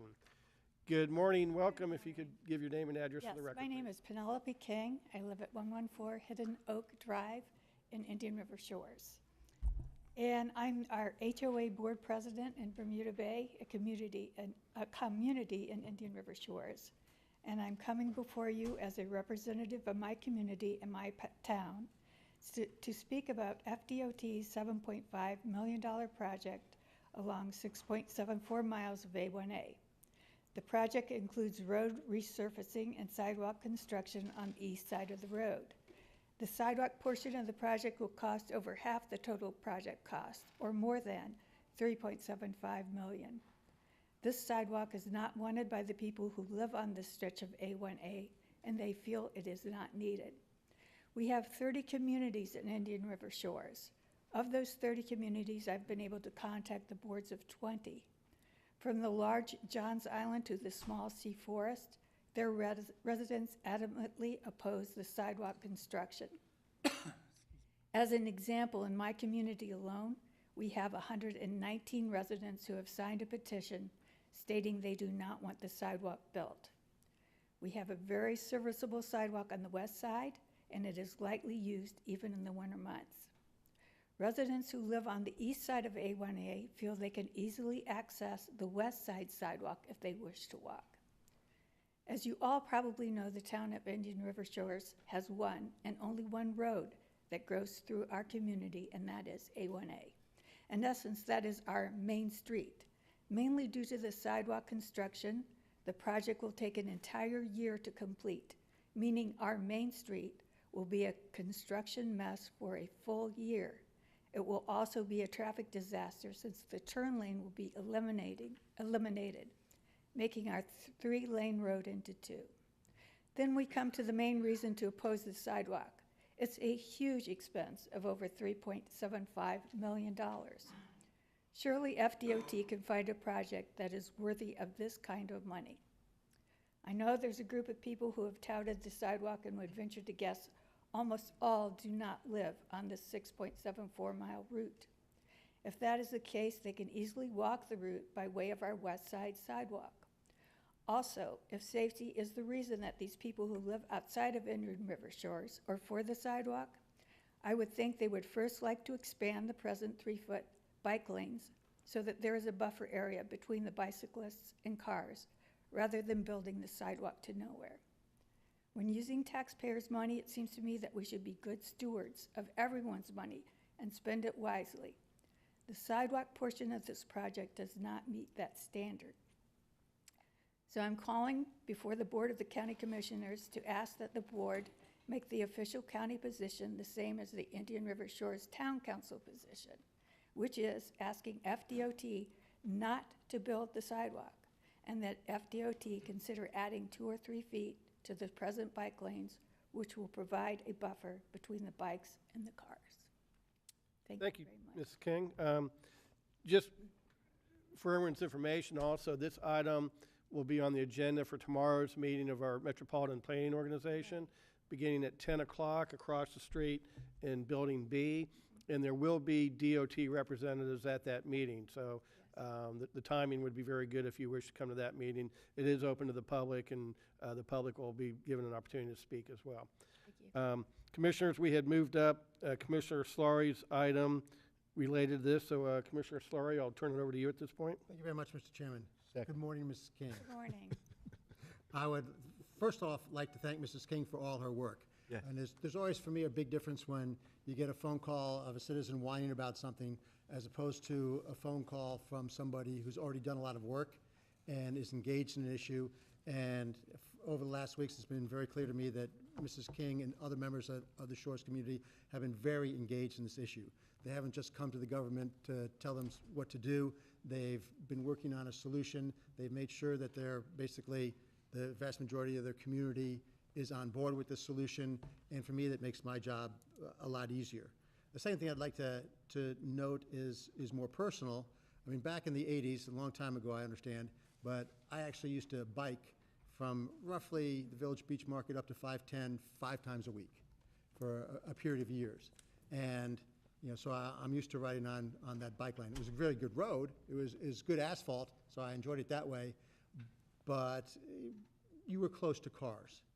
And now I don't bike so much, but I walk a lot, and a couple of my basic walking routes take me partially along A1A near my house in Oriamar, but I regularly cross the street there. Generally, a couple times a week, I'll cross from the west side, where there is a sidewalk, to the east side, where there's not a sidewalk. And for the last 20 years, when I've been taking that walk, you can see I've survived it pretty well. So I mention that because I'm familiar with the physical geography and what people go through. And I think we have to understand that the political reality is that we're not going to get both the sidewalk and a safer bike lane. I mean, the money is just not there for that, even if we wanted to do it. And to me, the compromise that has come up basically is something that would make 95% of the people in both the Shores and the rest of our community happy. That is, ditch the unneeded sidewalk on the east side and put in a safer bike lane. And if we're really concerned about safety, that safer bike lane, which would be either 6 or 7 feet, and give basically a 2-foot buffer between the cars and the bikes, I think that's the way to go for safety. And again, the sidewalk is very nice on the west side along the Indian River Shores, but another sidewalk is clearly not needed. I've never seen any traffic jams on that sidewalk, and I don't anticipate we're going to have any traffic jams for some time to come. So I think that we've got a wonderful compromise which is rare, I think, to get so many people in basic agreement. I've probably got emails and phone calls from about 40 or 45 different people representing hundreds and hundreds of more who think that this is a good, viable compromise, and about seeing 2 or 3 letters or from 2 or 3 people who sort of demand both the sidewalk and the safer bike lane, which again, I don't think fiscally is going to happen. So with that, let me again thank you for your work. I think that the town of Indian River Shores Council has spoken, and they're in agreement with this. So I think it'd be very appropriate at this time to ask if the chairman could draft a letter in support of the compromise, which would be to ask FDOT to do away with the sidewalk on the east side and support the safer buffered bike lane. And I'll remind everybody that the last time that the District 4 Supervisor, Jerry O'Reilly, was at the MPO, he said that safety is FDOT's greatest concern. And if that is the case, then I think that this is something that FDOT would embrace. So with that, I make the motion to have the letter in support of this compromise drafted by whoever in the staff wants to draft it, but signed by the chairman. And Second. Okay, we have a motion from Commissioner Slurry, and this is under item 14B1. Motion by Commissioner Slurry, second by Commissioner Flesher for a letter in support of the compromise with a wider, safer bike lanes. Any discussion from the commissioners? Commissioner Flesher? I don't believe that it needs much further discussion. It's just a great common sense approach and compromise. But I just want to say that, you know, in traveling that pathway, in the early morning hours, you do see some joggers on the sidewalk, but you see far greater bikers dodging the vehicles. And I think it's an excellent, excellent compromise.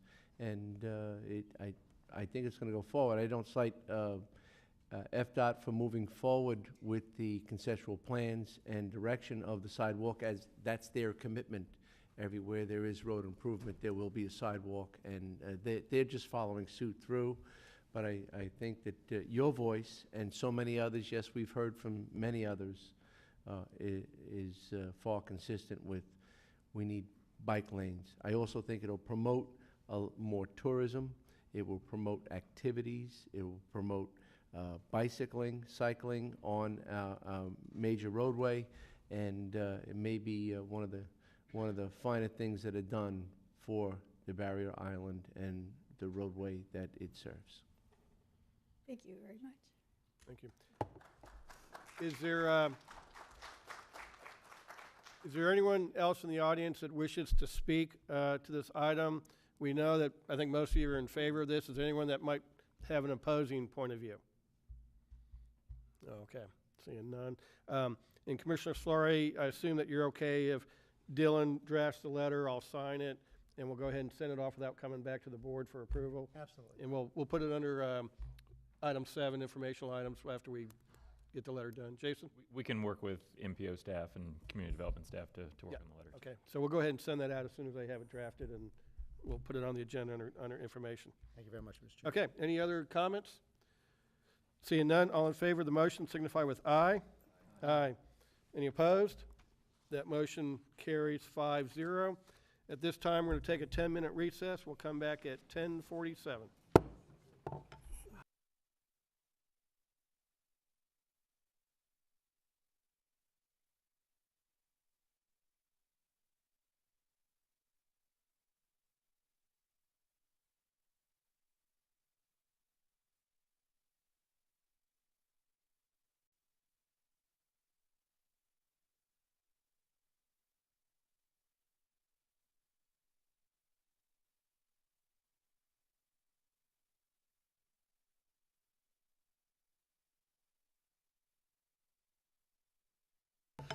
We will call the meeting back to order, and we will now have the public notice items, and Mr. Reingold, if you would do the honors, please. I would be delighted, sir.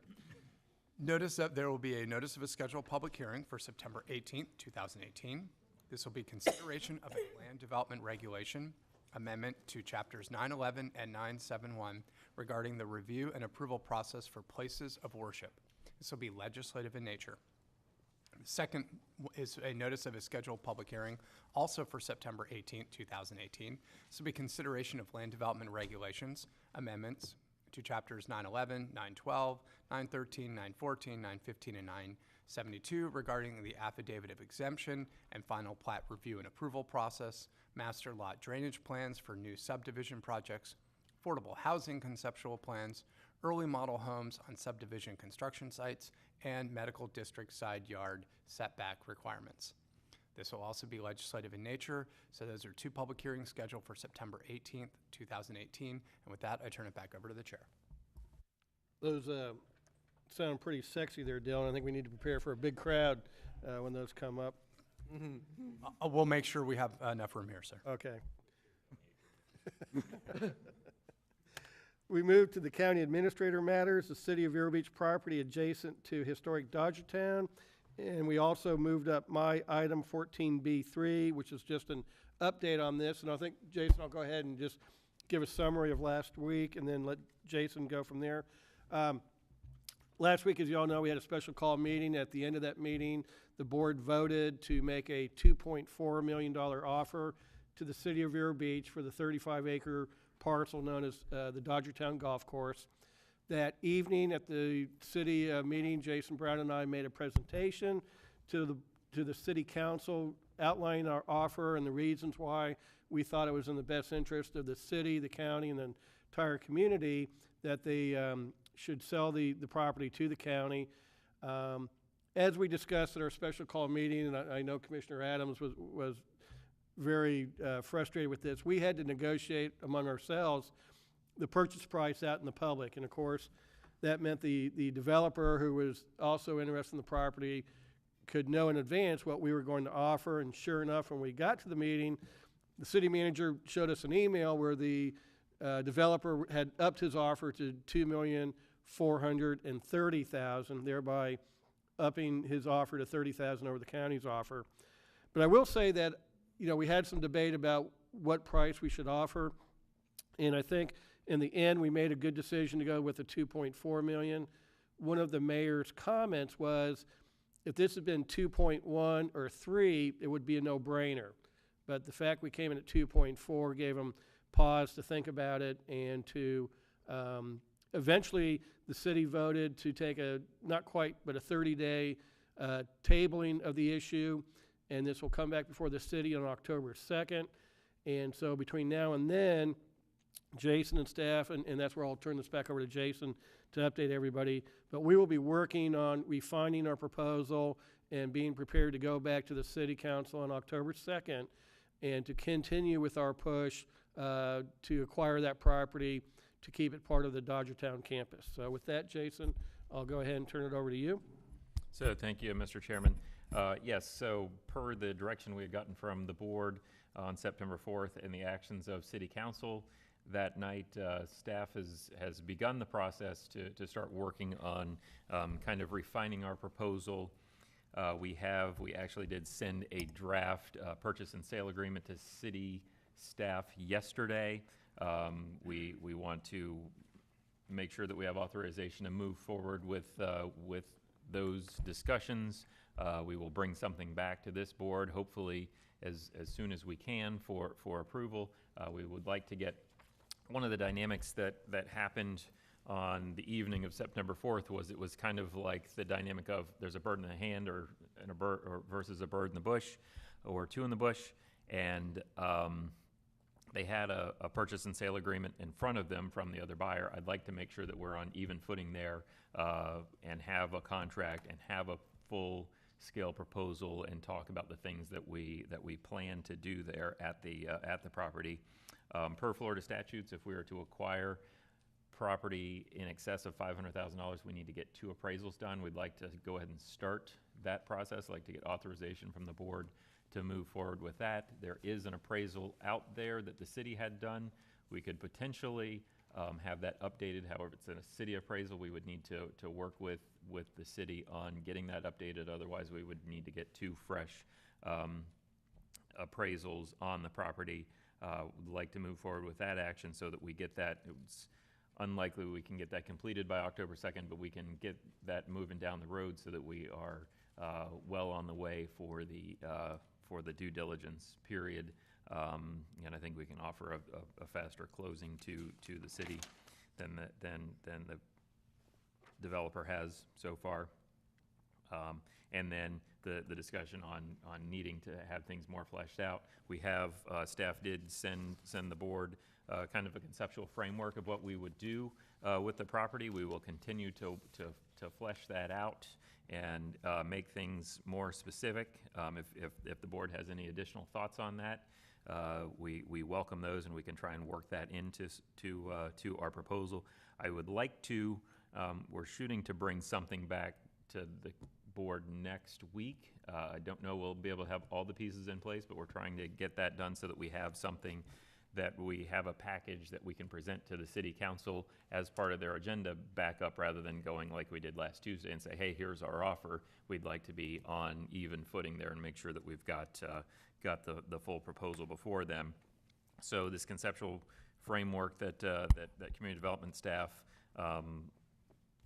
pulled together pretty quickly, so thank you to them, is that we would be adding the 35-acre property to our existing 75 acres of historic Dodgertown, and integrate that 35 acres into a master plan 110-acre campus that supports and complements historic Dodgertown as a sports and tourist development asset, preserves green space and opportunities for public use, accommodates future campus development and area public infrastructure improvements, provides opportunity for a project that improves canal water quality and lagoon water quality, protects against potential conflicts between future residents and campus commercial uses and events, and promotes and preserves local history. So those are the big topics, and that would lead to a planned large grass area that could serve the overflow parking need that we do have at that facility for the larger events, but also could be more of an open air space. You could have open air farmers markets, things like that, food truck events, kind of having a green space that's available for the public to utilize, that doesn't require a lot of formal development on the property and keeps it flexible, but makes it available to the public and becomes a community asset. Provides for a commercial area where there could be development that we would coordinate with historic or with Major League Baseball going forward, but could be an opportunity for a public-private partnership type of arrangement, and the ability to do the stormwater area, and also that we are eliminating residential development as a possibility for this site. I think that's an important differentiator from the other offer. There are some representations that there won't be residential development, but I think we can provide a higher level of certainty that there will not be the residential development. So, with that, I'd like to get board direction to kind of take these actions and other things that we would do for a real estate transaction. For instance, your phase 1 environmental study, things like that, to go ahead and get those things going so that we are ready to close rapidly and that we can maximize the proposal that we have, that we can make to the City Council on October 2nd. Thank you. And Jason, I think one thing that the city has been unanimous on is that they don't want to see residential development on the property. And as you pointed out last week at the meeting, that the current wording they have in the contract with the other developer, it's very vague how that will be handled. And, you know, my concern is if it's just an agreement with that particular developer, no residential, there's nothing there to prevent him from selling it and the next person doing that. And so, Commissioners, I passed you a copy of an email I received from City Manager Jim O'Connor, and his thoughts were that they would probably do some type of deed restriction so that it will follow with the land, which makes a lot of sense to me. So I think I would like us to see in the contract that we submit to the city that we do include the fact that we would be very willing to accept a deed restriction to ensure there would be no residential development in the future. So that would be one thing I'd like to see in the contract that we send to them, so that our contract will have that clearly spelled out, how we're going to make sure that no residential development occurs. Mr. DeBrawl, you have a comment, please. Yes, thank you, Mr. Chairman. Bill DeBrawl on behalf of the County Attorney's Office. If you take a look at the offer that we sent over to the City of Vero Beach, paragraph 3.4 states, the county agrees to exclude residential development from the permitted or allowable uses of the property. Do you want something stronger than that? I do, because again, what if we sell the property 10 years from now? Good.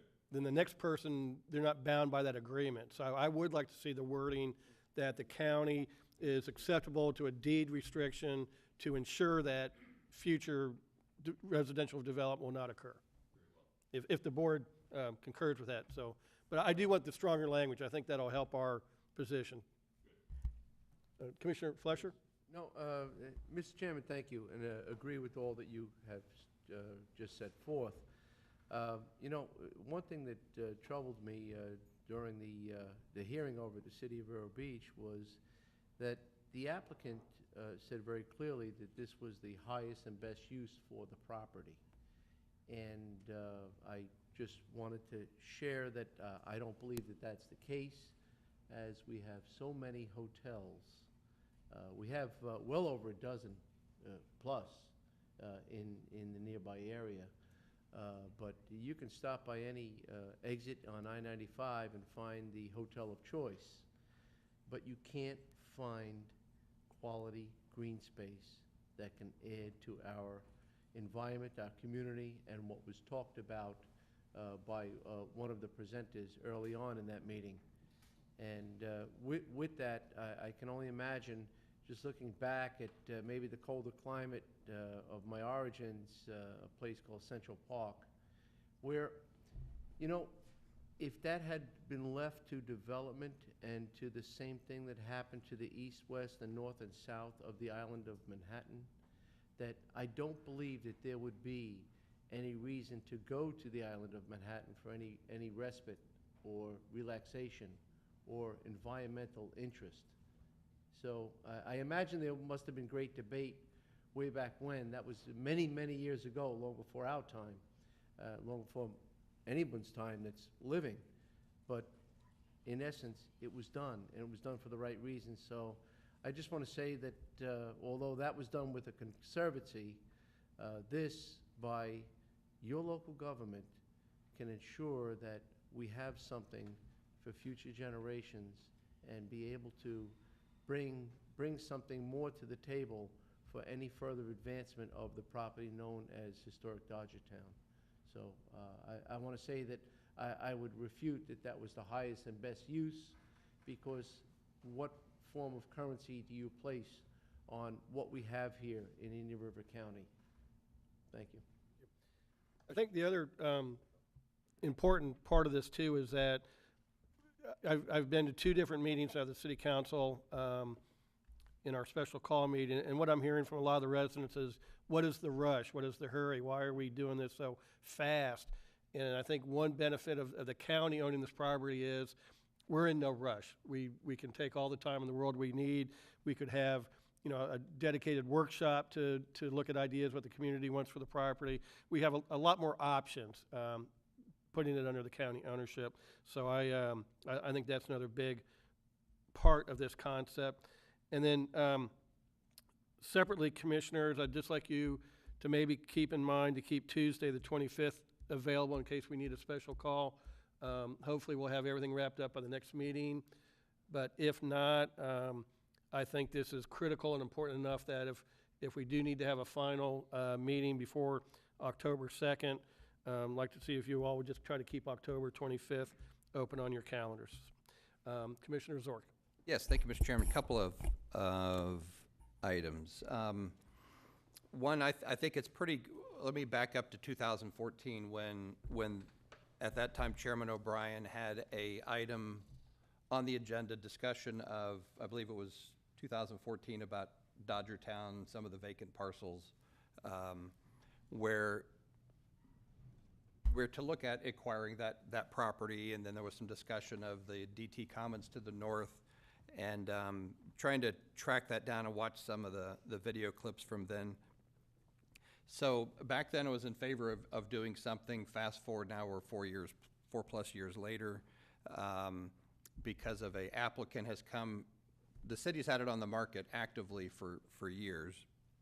I think for any purchaser, other than the first one that prompted the no residential use, I think anybody coming forward, the county or anybody else, pretty much know it's a given, whether it's in recorded yet or not, that there's no residential use on that property in terms of permanent use. A hotel is quasi-residential, but I don't think that falls under the exemption. But if you look at our option 2, After the Tuesday night meeting, apparently there was a lot of viewership on the city channel and our meeting earlier in the day. I had probably 6 people say, it's great that you're going to keep it all as green space. And I said, that's not technically correct, and hopefully we can clear the air on this today, because where we have under land uses, things such as lodging, restaurant, commercial uses that would support historic Dodgertown, it could be potentially built out extensively, very similar to the other plan. If MLB says we need a branded baseball hotel of some type, if we need a space for a museum, if we need a space for restaurants, if we need 2,000 parking spaces, half improved, half grass, some combination thereof. So I don't want the public to think the county buys it. I'm not in for spending county tax dollars to buy property to create a city park. The city has it, and if they want to make it a park, they already own it. They could not sell it and keep it all as green space. I know we have future needs that we felt back in 2014 that at some point expansions at Dodgertown may need more space to have the opportunity to grow. So I don't want the public to think if the county buys it, it's going to stay 100% green. It very well potentially may have a similar development plan, different places, different configuration, but under the commercial uses, lodging, restaurant, commercial uses that complement and support historic Dodgertown, the plan could look very similar. So I just don't want people to think, hey, you bought it, the county bought it, and now you're proposing putting in a hotel, or you're proposing putting in this building or that building, and they thought we bought it to keep it as green space. So I want to just make sure everybody understands that if MLB says we need X, Y, and Z to support their operations next door, it could have a very similar use. But if that's not the agreement, if that's not what people think we're doing, then I don't know how we true up the community perception, because the perception of the people that reached out to me are that it's going to stay green.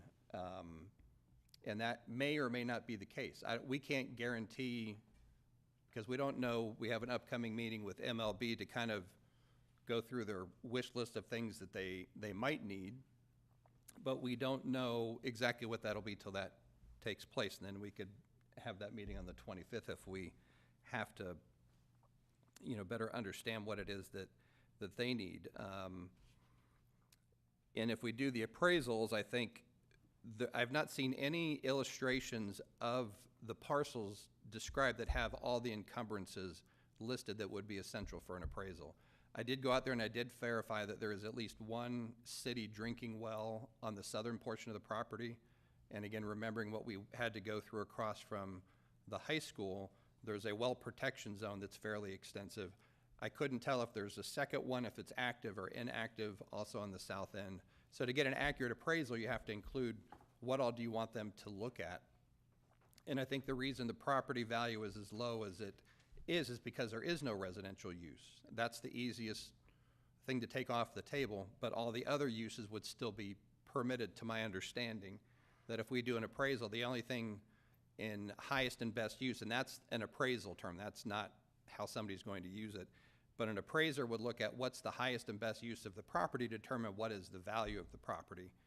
And if you just say it's everything that's allowed, less residential, that would give them that direction. But I don't know who has survey data to show where those wells are at, how much of the 35 acres does it take up, an acre or two on the south end, and I don't know how that formula works, but there is clearly active wells on the south end.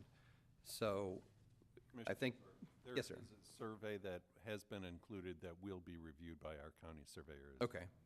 To make sure we get all the easements, whether they're ours or somebody else's, and the 43rd Avenue road widening easement that goes into the old heart-shaped lake, and then the no-fly easement on the north end. But there may be others that, yes, Rich? Rich Berget, Public Works Director. The two wells you're referring to, there's two wells on the south end of the property. One of them, both of them, they're not drinking wells, first of all. Okay. They're both, one's an augmentation well for the city's reclaim system. When they don't have water, they pump out of the main relief canal into their sewer system run it through their plant, and then they make reclaimed water out of it. The second well is a county well. It belongs to Dodgertown, to the county. It's used to augment the horseshoe lake that's around the cloverleaf and to irrigate Dodgertown. Both of those wells are not on our property. On this property, they are in a 50-foot wide easement on the south end, or a 50-foot wide right-of-way on the south end that's adjacent to the main relief canal, between the main relief canal right-of-way and the southern boundary of the property. That's why they don't show up on the survey that we have. That is because it's in there's a 50-foot, basically a 50-foot no man's land. It's right-of-way that we're investigating as we speak, that we have a 25-foot easement over for the ditch that conveys the water from that pump over to the horseshoe lake. Could you still have some well arcs from that? So if you have the well and it's a 150-foot preservation arc for whatever reason, that may need to be, that could. It's not a well. It just transfers water from the main relief canal Okay. to the augmentation. So there is no preservation area for what, it's not a well. It's a direct connection to the main relief canal. So that doesn't apply. More like a pump station? It's a pump station, Okay. basically. All right, so that gives some clarity on that. But back to the uses, I don't want the public to feel like we misrepresented anything if we end up over time building out a plan that's similar to what the developer proposed. I mean, hotel, restaurants, these things that we've listed in this letter are things that they have on their site plan or their proposed site plan. So when we voted on the motion last week, the first motion was to purchase the property, which passed 4-1. The second motion of increasing the value from 2.1 to 2.4 was a 3-2 vote. I didn't support the increased value. I figured let's come in head to head. They wouldn't change their value potentially, or well, who knows what they would have done. But that is all the questions I have at the moment, Mr. Chairman. Thank you. Anyone, Commissioner Adams? Sure. First, I want to thank staff for the proposed conceptual plan that was put together. I think it was very clear that we listened to what the city's looking to get out of this property, what we're looking to get out of this property, what the community's looking for, and have kind of put all that together in an initial plan. I'm sure more flesh will be put on those bones as we move forward.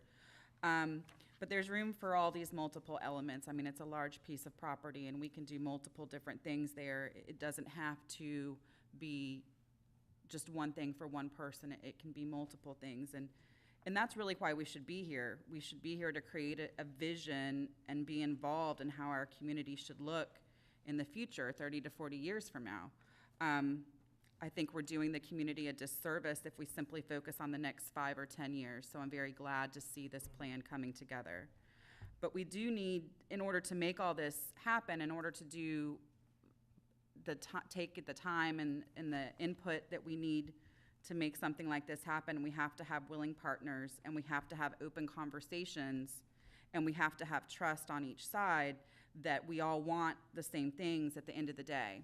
I'm hopeful that all those elements are there, and I'm hopeful that those conversations will continue in good faith so we can put together a plan that does address everything that everybody wants to see in a way that complements the current use as well as the future use for that corridor, and takes into account the airport, MLB, Dodgertown, and just the future growth of that area. So I just want to thank staff for working really hard on this, and I appreciate their listening to that input. Thank you. Anyone else? And Mr. Chairman, I just also want to thank Rich as well for his researching some of the nuances that might complicate factors. Being at the meeting, I didn't hear from anybody that had any thought of distrust or an element of concern that we were going to build a superstructure on the land, a hotel. I don't believe to date we haven't built any hotels, have we, up to this point? No, but it says right here under 2 commercial uses. I understand about allowable usage, and, but I also have to state that on the property on historic Dodgertown, there is enough ample lodging and accommodations for any activities, which included spring training, which included so many events, which at one point, I believe that historic Dodgertown housed in attendance of 6,000 plus individuals. I trust some of them, some of the players, the teams, lodged at the facility, and it's always been suitable for over 60 years. So I don't believe that we would be in that business. Would you like to see something included that we promised never to build a hotel? I don't know if, and only the chairman will know at the meeting with them, Major League Baseball, but there are other ample sites that would accommodate a hotel. There is very few sites that are contiguous to historic Dodgertown that could grow for green space and enhancement of the gem, the diamond that we call historic Dodgertown. So I think that this is far beyond the element of commitment, and I believe that if changes have to be made, so be it. I did not receive one phone call about, gee, I wonder what this county's really up to, okay? I believe it's clear to the people that we want to enhance what we already have to make this the best possible place that it could be for future generations, and not a hotel. But I haven't heard anything about that. And again, just go to I-95. Which brand do you want? They're there. And there are a lot of hotels peppered throughout our county. I just, in my mind, I just threw out where they are located. Yes, some are in Sebastian. There's lodging facilities peppered throughout this county, but there are dozens of locations, and we've never had to turn down an event because we don't have the hotel room. So I don't believe we would ever, as a board, say, hey, let's build a hotel. Well, I think we're safe. Well, and then if you want to say, if the county purchases the property, I just don't want the community to feel hoodwinked in any fashion, that if somewhere down the road, something gets built on that property and it's not all, they drive by it right now, it's all green. Maybe you received all the hoodwink calls. I didn't get in. No, I just wanted to be clear, because during different parts of the meeting, there's green space, there's open space, there's stormwater, but then under our conceptual framework on this piece of paper right here, option 2 lists these things. I didn't make this list up. This is. So if I could address, go ahead. So then, I was just going to say, perhaps we could. Okay. Commissioner Adams earlier on said that one of the benefits of this is to give us time to make the right plan. Right. So again, I don't think we know what exactly is the best thing for this facility in the long run, especially if we have ongoing conversations with Major League Baseball, Inc. right now. So I think that for today, the decision is, and I will continue to vote against it in the future, but I think today the right thing to do is to make sure that we handle the transaction correctly and just go ahead with the bare minimum of handling the transaction correctly, and then take the time to figure out what more we can take. But I mean, I hate to ever disagree with Commissioner Flesher, but it may be appropriate to have a hotel there because, if I come into a tourist town, I don't want to spend my time at I-95. If I was going to Dodgertown, I'd like to be right at the facility. And strangely to say, that's where a lot of the ball players are now. But if the facility grows, overflow may want to go to another hotel. I don't know. I haven't done those studies before this meeting. So again, I think today we ought to just focus on the transaction, doing the transaction correctly, and then the other 4 of you can debate the proper uses for the facility at another time. Well, you could help us. Commissioner Adams, did you have any? Just from doing harm. Just to follow up on Commissioner Solari's comments, there are ample examples of public-private partnerships. CRAs do it a lot locally. The city of Sebastian and their working waterfront is a clear example of a smaller scale commercial venture that the city is up there is involved in, and that is part of a redevelopment effort on their part to address the commercial corridor of their Indian River Drive. On a larger scale, you know, it's very often you have hotel space next to sports venues, and you have things that complement those venues. So I think what we need to do is give staff, you know, the ability to work on this from multiple different angles. If later down the road we need to do some demographic studies to see what would be supported within that corridor, that would be the appropriate thing to do. That gives us some data and really allows us to put together a really good plan instead of just trying to guess what may or may not be needed there. You know, we'd need to do all sorts of different studies and collect all sorts of different data about income and what would be supported. But also we do have some clear needs for green space and parking. So I think that element is great, that you could have one element that serves multiple different purposes. So I think what staff has put together initially, and again, we're like a week out from this original conversation, so we really haven't had the time to fully research or think through the multitude of things that we need to create a really good plan. But I think what we need to do today, and following up with Commissioner Solari's comments, is give staff the leeway and ability to bring all these things to the table, to really look into what needs to be done, to try to negotiate something and put a plan together. So I don't want to, at this point, limit what they're able to do by setting up parameters on it. I want them to have kind of a clean slate to put something really good together. So with that, I would move staff's recommendations and all those bullet Let me, let me just clarify, what I would like to see is we go ahead and give staff the authority to move forward with any and all due diligence they need for the purchase of the property. And secondly, to include wording in our offer to purchase contract that we would be acceptable to a deed restriction to prevent residential development. And with that, I will happily amend my motion to include that. thank you, and I'll, okay, and this is under item 11A, County Administrator Matters. We have a motion from Commissioner Adams, second by Commissioner Solari. Is there anyone from the public that would wish to comment on the motion before us? Seeing none. Okay, Commissioners, any discussion on the motion? Seeing, it's down the road, but if we do end up with this property, my understanding is we can't use recreation impact fees on property that's not in the county, so that would limit resources in terms of doing some projects, whatever they happen to be. Those funds would not be available. That's Tourist correct. development dollars will pay for everything.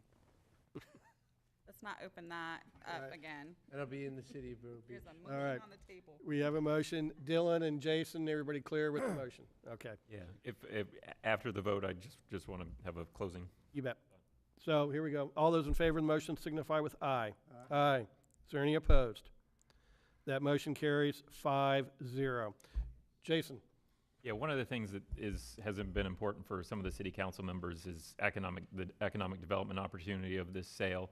One of the things that we planned to put together, and I neglected to mention this before, was kind of the economic development impact of what is there at historic Dodgertown, and then the potential for that in the future. To Commissioner Zork's point, there may be some level of vertical development that's appropriate, and I think we plan to bring back a conceptual plan, including a conceptual drawing before we get back before City Council for the board to look at. And conceptual plans are just that. They change as you go. I would say that what the developer has as a conceptual plan is subject to change as well.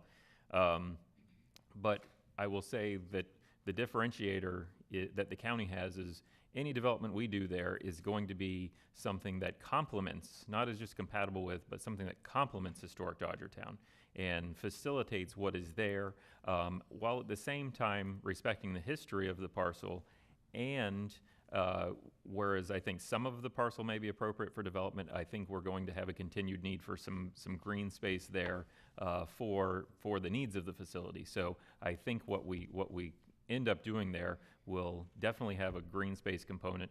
There may be some development there. However, the guiding light there is going to be what complements the historic Dodgertown parcel, and I look at that as preserving the history of the complex there and facilitating that and making sure that it's from that standpoint it's consistent with the history that is on that property as well as part of the historic Dodgertown complex. So that's all. Thank you. Commissioners, I'm running out of time for me to leave to make my appointment. However, what I'd like to do is move forward my 2 remaining items and get them concluded, and then I can turn the gavel over to the vice chairman to finish out the rest of the meeting, if that's acceptable to the board. So moved. Okay, so then we will now go to item 14A1 under My Matters. This is a request for the board to consider adopting a resolution similar to the resolution adopted by the Treasure Coast Regional Planning Council addressing biosolids and biosolids applications. The bullet points on the resolution is that 1, the state of Florida and its local government should prioritize the reduction and eventual elimination of the land application of human wastewater biosolids. And 2, the state of Florida establish a pilot projects program for funding local utilities to implement new state-of-the-art wastewater treatment technologies to improve recovery and afford more efficient use of human wastewater biosolid resources. So moved. Second. Thank you very much. We have a motion from Commissioner Flesher, second by Commissioner Solari. Any discussion from the board or the public? Seeing none, all in favor signify with aye. Aye. Any opposed? That carries 5-0. Thank you all very much. Second item is request the board to consider request from the Executive Roundtable of Indian River County to use the parking area at the North County Aquatic Center for a 5K run on the Central Florida Rail Trail. This is going to be really neat. It's going to be the inaugural run. We're going to start at the just west of the North County Pool, and they'll run west, and they'll cross over I-95 on the new bridge there, turn around and come back over. So it'll be, I think, a pretty neat event. And we are working with the Fellsmere Frog Leg folks to try to do a joint marketing on that, so it should tie in real well. We had a motion from Commissioner Solari, second from Commissioner Flesher. Just a comment. That is the same weekend as the Frog Leg Festival. It's also the same weekend as the Sebastian Fine Arts and Music Festival, and it's the same day as the Bullfrog Bash Rodeo. So I'm totally supportive of what you're trying to do, and the traffic won't be as much of an issue this year because the proposal would be for the North County Pool. But as this event grows and it moves out possibly to the Fellsmere Preserve, there's the chance that the traffic could become an issue. Plus, you're competing with multiple. You're competing for participants against other activities, and I want this to be a success. So you might want to consider for future years maybe moving it to a different weekend, so you're not competing for the same folks, and you can really grow it into something bigger. Plus, in the North County, there's issues of resources as far as security and that kind of thing. I think there's still opportunities for those groups to be supportive and participate because it gets their advertising and marketing out there longer and can multiply on that. But you might want to just think about the weekends because there's a lot that goes on that weekend. Right, and we're hoping it's a synergistic effect, bringing everybody together up there. We have a motion from Commissioner Solari, second by Commissioner Flesher. Is there anyone from the public that wishes to comment on the motion before us? Seeing none, all in favor signify with aye. Aye. Aye. Any opposed? That carries 5-0. And at this point, I'm going to turn the gavel over to the Vice Chairman, Commissioner Bob Solari, and you'll be picking up with item 12A1. With that, I'll excuse myself. Thank you all very much. Oh, your big check's here. Oh, Mr. Chairman. Thank you very much, Mr. Chairman. We'll move on to Departmental Matters, Community Development, 12A1, and it looks like we have Mr. Bowling to help us with this. Good morning, Stan. Good morning. Thank you, Mr. Chairman. For the record, Stan Bowling, Community Development Director. I'm going to have Roland DeBlois go through a PowerPoint presentation just to give a little bit of background and talk about the added option that a developer is seeking approval of this morning. Thank you, Mr. Chairman. I am Roland DeBlois, County Chief of Environmental Planning. Just a little background.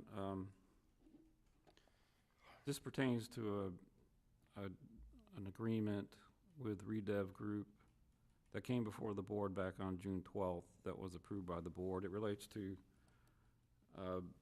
Indian River Mall Lot 5, which is shown on the overhead. This is a currently a 4.acre cabbage palm hammock that's conserved as part of the overall mall. It's on State Road 60, just west of the Wendy's at the main mall entrance.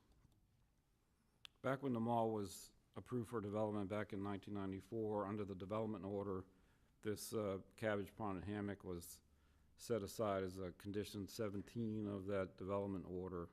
The purpose of it was to conserve the hammock, to provide wildlife and habitat protection, protect certain species on the property, and also to retain what we call quality entrance and gateway character of State Road 60 at the mall. On June 12th, when we presented this, which the board did approve an agreement with Redev Group, the agreement was for the county to release the conservation easement in exchange for conveyance to the county by Redev Group of alternative conservation land of equal or greater environmental value. And also the second component was the establishment through the agreement of special development restrictions on the Mall Lot 5 to preserve that gateway character of that area, consistent with the development order. And briefly, the restrictions that are in the current agreement that would stay under the agreement under this proposed amendment had higher development standards to protect the character of the property, including increased open space requirements than what we would normally require, protection of more specimen trees that could be removed under normal requirements, and also a requirement that the size of the buildings be controlled so we don't have a big box type development and it's more open and green. And this is a conceptual of the layout that was presented at the June 12th meeting, just to kind of show the site restrictions that would come into play to preserve more green space and blue space. What's being proposed now under this proposed addendum, the Redev Group's coming back and proposing a third alternative to the conservation land exchange. Right now in the agreement from the June 12th meeting, there's two alternatives. There's what we call the Alice Sioux property, which is north of and adjacent to Oyster Bar Marsh County Conservation Area. And then the Kinner property as another alternative, which is off South Aqueduct Road next to some Indian River Land Trust property that was approved, about 10.3 acres. That alternative, the Kinner property, as approved in the current agreement, was supplemented by a payment of $291,000 plus, which could be used to put towards public access improvements. The Kinner property by itself doesn't lend itself to public access, so part of the alternative was to supplement something to make up for that, whereby the Sioux property is adjacent to property that's slated for improvements, so that one would add to public access. And briefly, just the visual again, the Sioux property is at the north end of what we call the Oyster Bar Marsh Conservation Area. That is a joint partnership project, Indian River County and Indian River Land Trust, where we're in the process of finalizing design and permitting for construction of improvements, such as the Sioux property would add to the trail system. And the Kinner property, again, South Aqueduct Road, it's north of Spoonbill Marsh, and it's adjacent to property already owned by the Indian River Land Trust. So it would add to that conservation corridor, again, under the current alternatives. What's being proposed for, under this addendum that's before you today is to add yet a third alternative to those two, which is actually a combination of the first two portions of it. And more specifically, what REDEV Group is proposing is to convey the entire Kinner Tract to the Indian River Land Trust with a majority of it under a conservation easement to Indian River County. So the whole tract would go to the land trust, but more, the county would retain an easement over the majority of it. And that would be, in addition to that, under this alternative, REDEV Group would convey to the county fee simple title ownership of most of the Sioux property, all but the east 1.3 acres. Here's a visual of that. Again, this would be a combination of both this, what's on your overhead, the county receiving what's shown in the red is the majority of the Sioux property, but not including the eastern 1.3 acres. Calculating it out, this adds about 1,300 linear feet of trail to the Oyster Bar Marsh Trail if it was acquired as proposed or given to the county. And on the Kinner Tract, again, this shows the full tract would go to the Indian River Land Trust with all but the east 150 feet under a conservation easement to the county. So in evaluating this third option, we did conclude that it would fulfill the development condition of the mall development order. It would provide greater ecological value compared to the current 4.7 acre mall lot 5, comparing 16 plus acres that would be conserved in exchange for the 4.7. So it would be an acceptable alternative from an environmental value standpoint.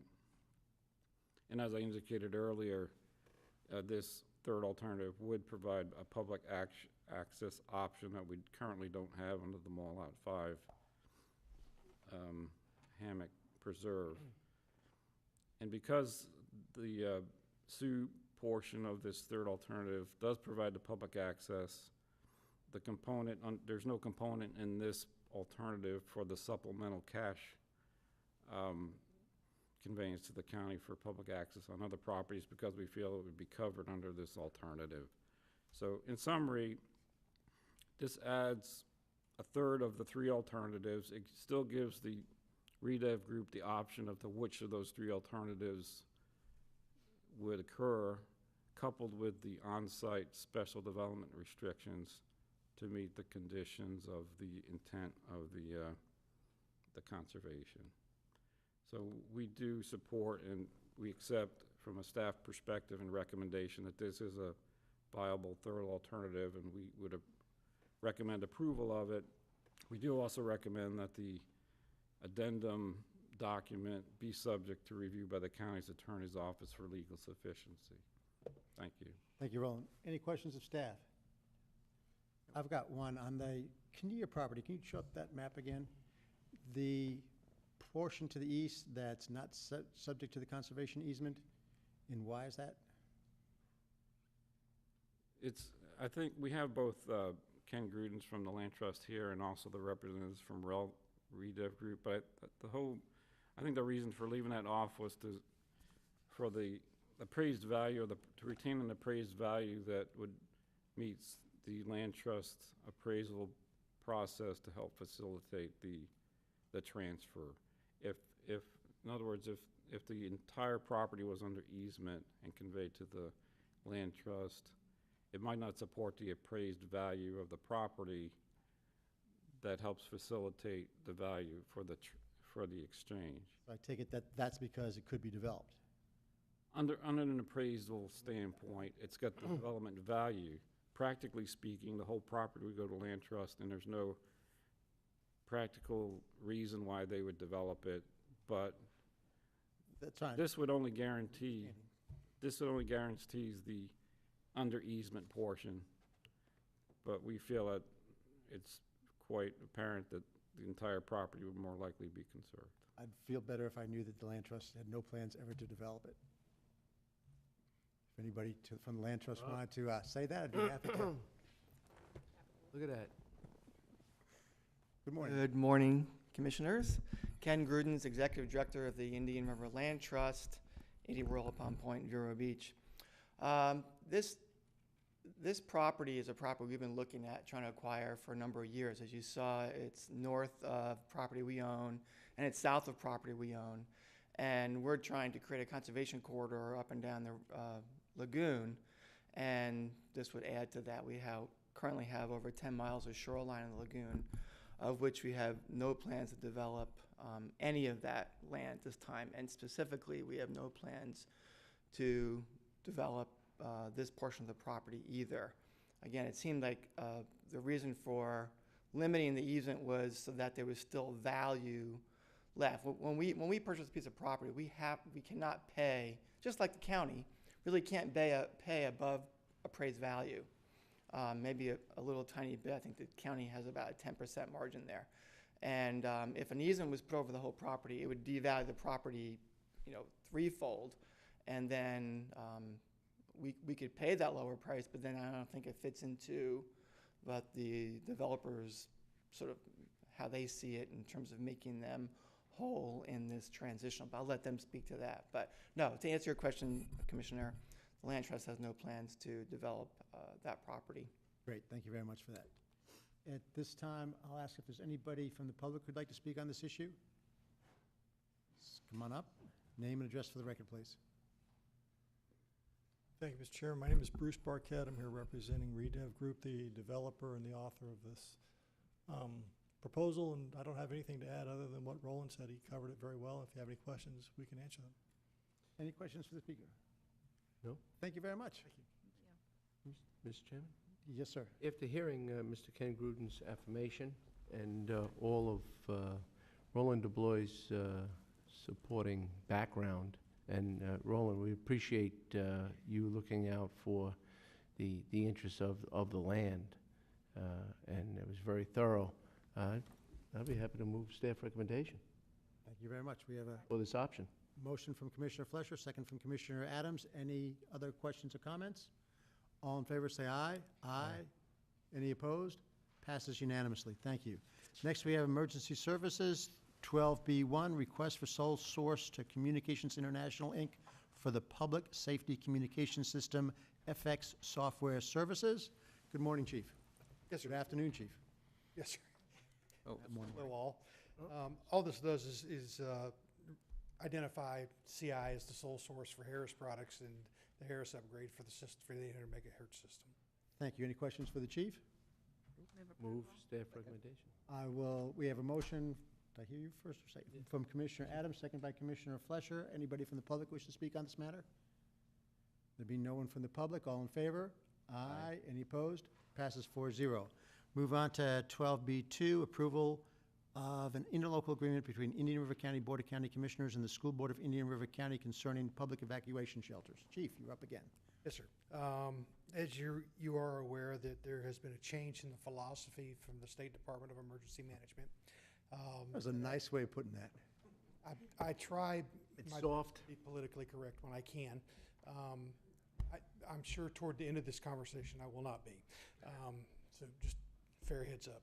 The anyway, we are now the sole applicant through FEMA to get reimbursed for sheltering and those types of things. The school board is the primary provider of their shelter. All of our shelters in the county, we identify them in 3 separate waves, and hopefully we never have to get to wave 3 in the sheltering process. We've worked with the school board to try to come up with an agreement that is beneficial to both parties, realizing what the current status of Tallahassee is until November. That's my jab. I'll be happy to answer any questions that you may have, but it's already been looked at and approved by the school board. Commissioner Zork. Yes. The way you started off was very nice. I'll be a little more direct on a couple things. You can do that, sir. So if they open up a school, and each school has different capacity, so it'd have different number of staff persons, some being school administrative district people, some being our people.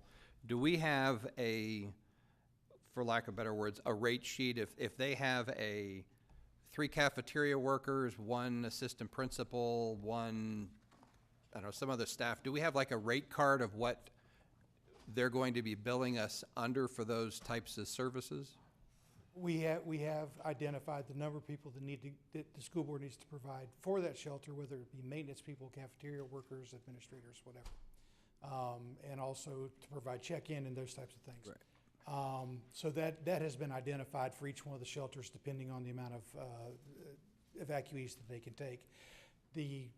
As with anything else, the payroll will continue to change. They're represented by their local union, and we meet annually with the school board in this document to, number one, to identify and make sure that the shelters that are still on the list are still good, or if they need to come off the list for the summertime for construction, rebuild, rehab, or whatever. And we also discuss the labor rates at that time too. They give us an updated rate. Okay, so we have some history, so hypothetically, it's a $30 an hour person. We shouldn't see a bill for 50 for that category of that hypothetical person. You've got something to go back on, and we can look at their billing and Yeah, see. even with the last event, they gave us all their payroll records. Okay, good. Everything that they forwarded on to us. Great, okay. All right, thank you. That's all I have, Mr. Chairman. Any other questions? Mr. Brown?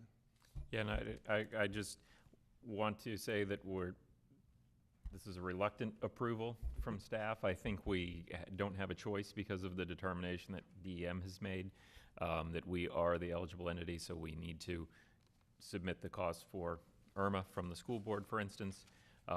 It is unfortunate. There are some things that make this very difficult to do business. For instance, we have to pay the rates that the school board agrees to pay their employees. If they say, hey, that's a big inconvenience for people to have to show up during a hurricane, we're gonna pay people triple time, quadruple time for that. We don't and shouldn't really get in, can't and shouldn't get involved in the pay practices of the school board, but anytime you divorce the decision-making from the responsibility to pay for something, it creates an opportunity for trouble.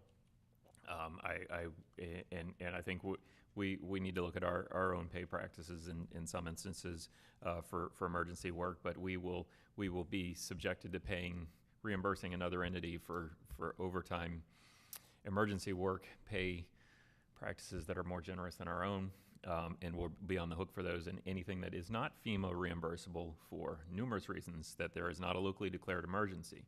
A lot of times these hurricanes come and they curve away at the last moment. There may be an instance where you have to staff up a shelter, but then there isn't an eventual federal declaration. County will be holding the bag on the entire cost of that. If there's any documentation issues, we have various rights in this agreement. We've done what we can.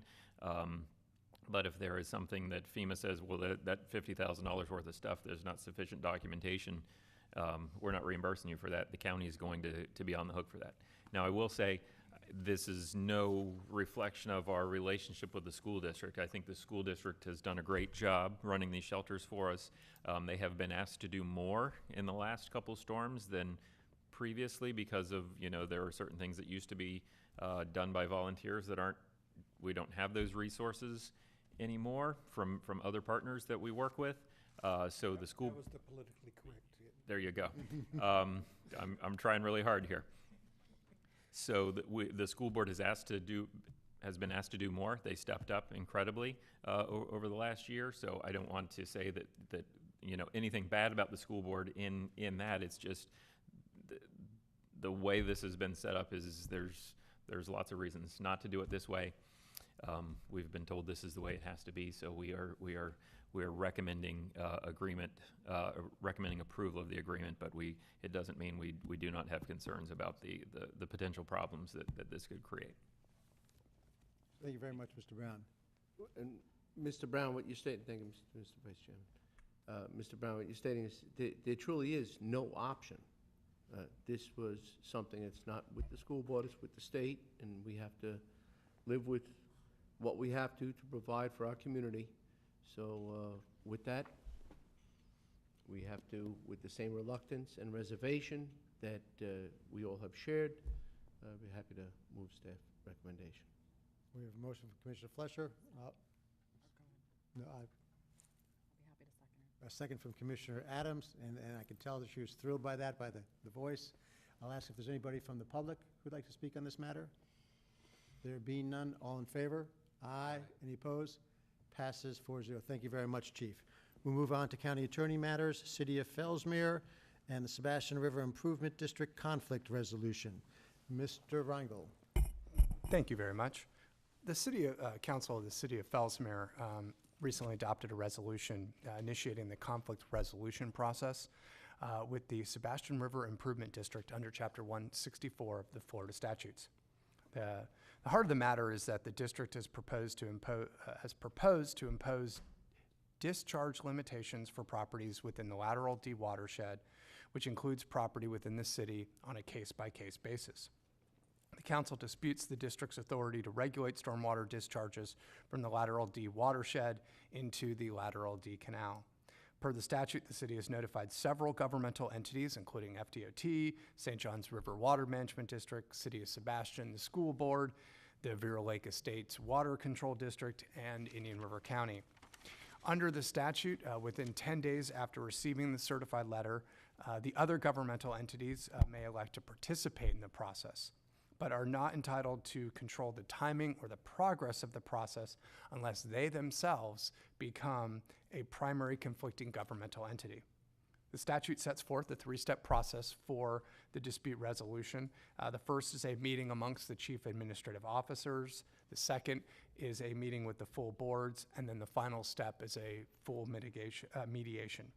Under the statute, the primary conflicting governmental entities evenly split the costs of the mediation. After having spoken with the city manager and also talking with the attorney for the Corrigans, I'd simply recommend that the board authorize staff in the county attorney's office to monitor these meetings, attend these meetings. However, I do not recommend that we formally intervene into the matter. And with that, I turn it back over to the chair. Thank you very much. Any questions for Mr. Reingold? There being none, I'll ask if there are any questions or comments from the audience. Come on up, please. State your name and address for the record, please.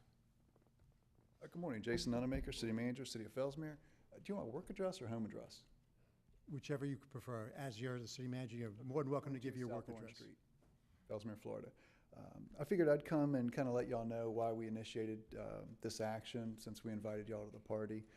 The heart of the matter is that we've had a series of annexations since 1999, resulting in about 15,000 acres in this Lateral D watershed. Up until about 2016, 2017, no issue had been expressed to the city about these concerns. So there'd been no communication. When we found out about it, we attended the meetings and encouraged a global solution. Let's find out what the heart of the matter is over these discharges. We couldn't really get any traction there. Then it seemed like it was going to head towards a mediation between the private parties. That subsequently fell through. And where we last left at the position of the Sebastian River Improvement District was that these items would be reviewed on a case-by-case basis. And that was the most troubling of all, because to have the government basically say, we will evaluate these in an arbitrary and capricious fashion is not something that we can live by. And I would ask y'all to think about this in the context of ED projects. I think all of you have experience when behind the black box, there's this entity that wants to come to the county, do a bunch of great things for us, build whatever. And what do they want from us? They want details. They don't want X. They want to know how much your utility is going to be. What are we going to be providing as far as incentives, if we are? They want everything laid out very clearly for them. So we can't, in good faith, go and participate in a process like that, lay everything out. The county, we worked with y'all not too long ago. Everything was black and white. You could see what it was going to be. Go through that process and say, well, except for the district, it's going to be X. Whatever they determine, you're going to have to figure that out later. So that's one of the primary motivators for us. I think it'd be a concern for y'all. So, I mean, for us, we need to get this issue worked out. I think it has the ability to tremendously negatively impact our economic development interests, and that's really what we're here to preserve. And I'm available to answer any questions. Thanks. Thank you very much. And as a governmental entity which deals with another different district, we feel your pain, but I'm not sure that we want to share it today too much. So we have somebody else coming up to speak. Good morning. I think it's still morning. My name is Edward Delapard. I'm an attorney from Tampa, Florida, and I represent the Corrigan family. And I'm here today to urge you to participate as a primary party in this proceeding. And the reason being is that this watershed is not just limited to within the boundaries of the city of Fellsmere, and it also includes probably half of the watershed is located in the unincorporated area, with existing developments like Vero Lake Estates and what have you. And it's going to be hard for the parties to come to a global solution when only two of the parties, the Sebastian River Improvement District and the city of Fellsmere, are there, and the county is not present at the table. Now, your county attorney is correct that the county can participate in the portions of the process that are open to the public. But it's been my experience that in these kinds of proceedings, you really don't get anything done until you're into mediation. And that's going to be confidential. And the only parties that will get to participate in the mediation are going to be the parties that are the primary participating parties in this case. And so we would urge you to have a seat at the table. The costs are going to be minimal. It's just going to be for the cost of the mediator. And the mediations, it's been my experience, is a day or so in order to try to resolve the situation. And at the end of the day, if you're not satisfied with whatever comes out of the process, you know, you're not bound. It's all voluntary mediation. So even though you might be a primary party in the case, you're not bound by any determination in the matter. At least you have your voice throughout the entire process. So that's why we urge you to think about that and consider participating as a primary party. Thank you. Thank you. Anyone else from the public? There be no one else from the public. Commissioners? Commissioner Adams. Yeah, so I'm aware of this issue. It's been ongoing for some time. And I personally think that if we abdicate our position, that's just a foolish position to take. We insert ourselves in legal proceedings all the time that have far less direct impact on our citizens. And to say that we are essentially going to be a fly on the wall is just not a good position to be in. We won't be a party to anything that would arise out of this, so our voice and our input won't be taken into consideration. I think we need to be at the table and engaged in the conversation. You have an improvement district that's trying to assert its control beyond its boundaries, and this will impact us and the unincorporated part of the county. To take the position of watch and see is essentially basically telling us to put our heads in the sand and ignore the history that the county has of cleaning this canal, the impacts that this improvement district and watershed has on Vero Lake Estates and the surrounding unincorporated areas. And I'm a little surprised, quite honestly, that staff is suggesting that we take a back seat. We're the county. We should be actively engaged in the process and not a bystander. And I think that for the cost, it would be well served for us to be engaged in what is going on and helping to craft a global solution to the issues facing the watershed. And this will put certain things that have been just kind of gentlemen's agreements and take those and codify them as far as the maintenance of the canal, the way that those waterways interact, and it'll take it from a gray area to black and white. And I think for that reason alone, we should certainly be actively engaged and at the table in this process. Thank you. Anyone else? Yes, Mr. Chairman.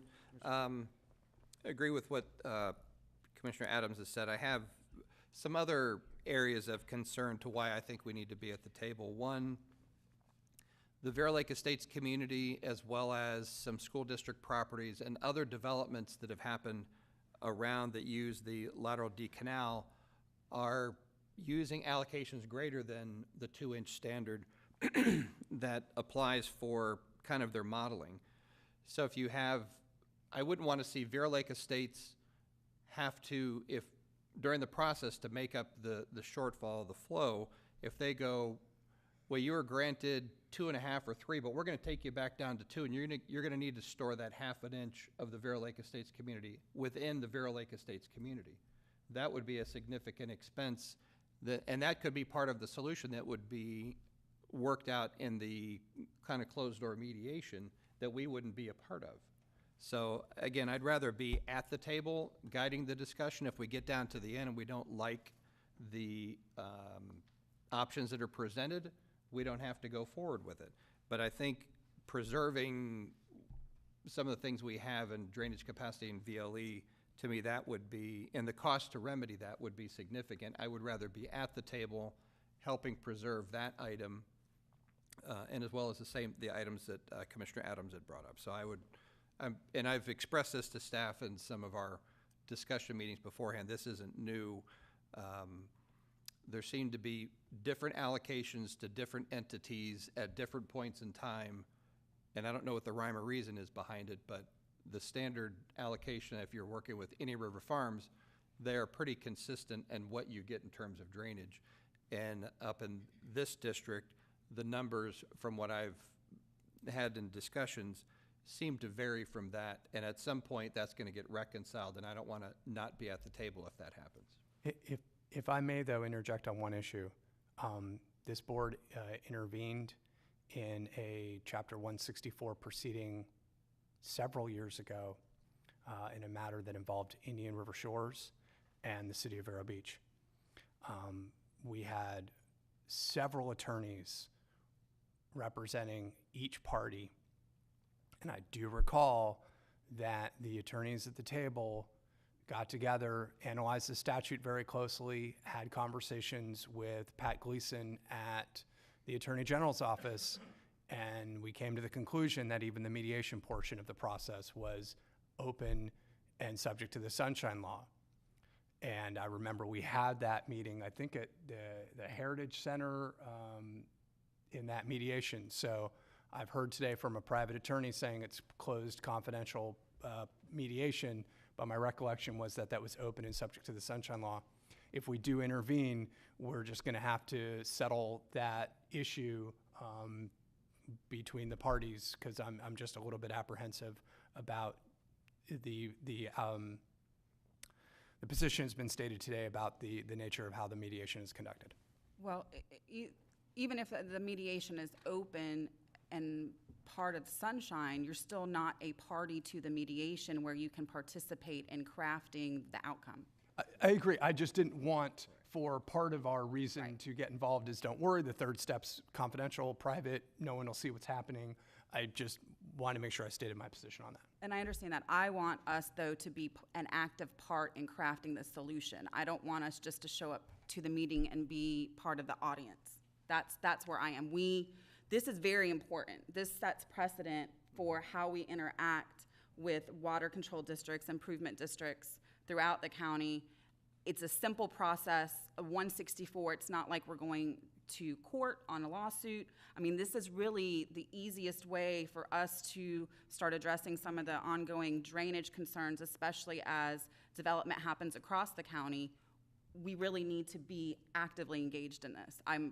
I feel very strongly about that. And that's the other legal issue that I want to make sure the board's aware of is the second we get involved, then we're subject to the Sunshine Law. So any discussions Jason might want to have with Jason are now going to have to be kind of at that public meeting, or, you know, if we were to have conversations with Sebastian River, those are all going to be in the public as opposed to kind of back channel conversations that we're having. So it's just want to make sure, again, that I understand the different positions I've heard today. I just want to make sure those legal issues are addressed. And just to address that, we've had a lot of back channel conversations. They're not working. So I'm ready to go to public discussions and conversations where people can be held accountable. Okay. On this one, I'm supportive of staff, but I'll ask Commissioner Fleischer if he has any comments. Our council is advising that we might be engaging in something we dare not. I just want to hear more assurance of that stance, Council. I generally take heed to your cautionary actions. You've carried this commission through some treacherous waters, but I don't know if I'm thoroughly convinced that the recommendation is one of a strong stance. And one of the issues I have is when I was thinking about this was, when we intervened in the Indian River Shores, City of Vero Beach item, and one of the things for the four of you to think about really today is, one of the concerns that I had was I was very concerned that the town of Indian River Shores was going to cut a deal out with the City of Vero Beach, and they would have a deal where they got sold to FPL, and the county and the board were stuck holding the bag on the rest of the outside payers. And so I wanted to make sure we were sitting there at the table the whole time, part of the negotiations, involved in the discussion, so that if that happened, we were in a position to maneuver and do that.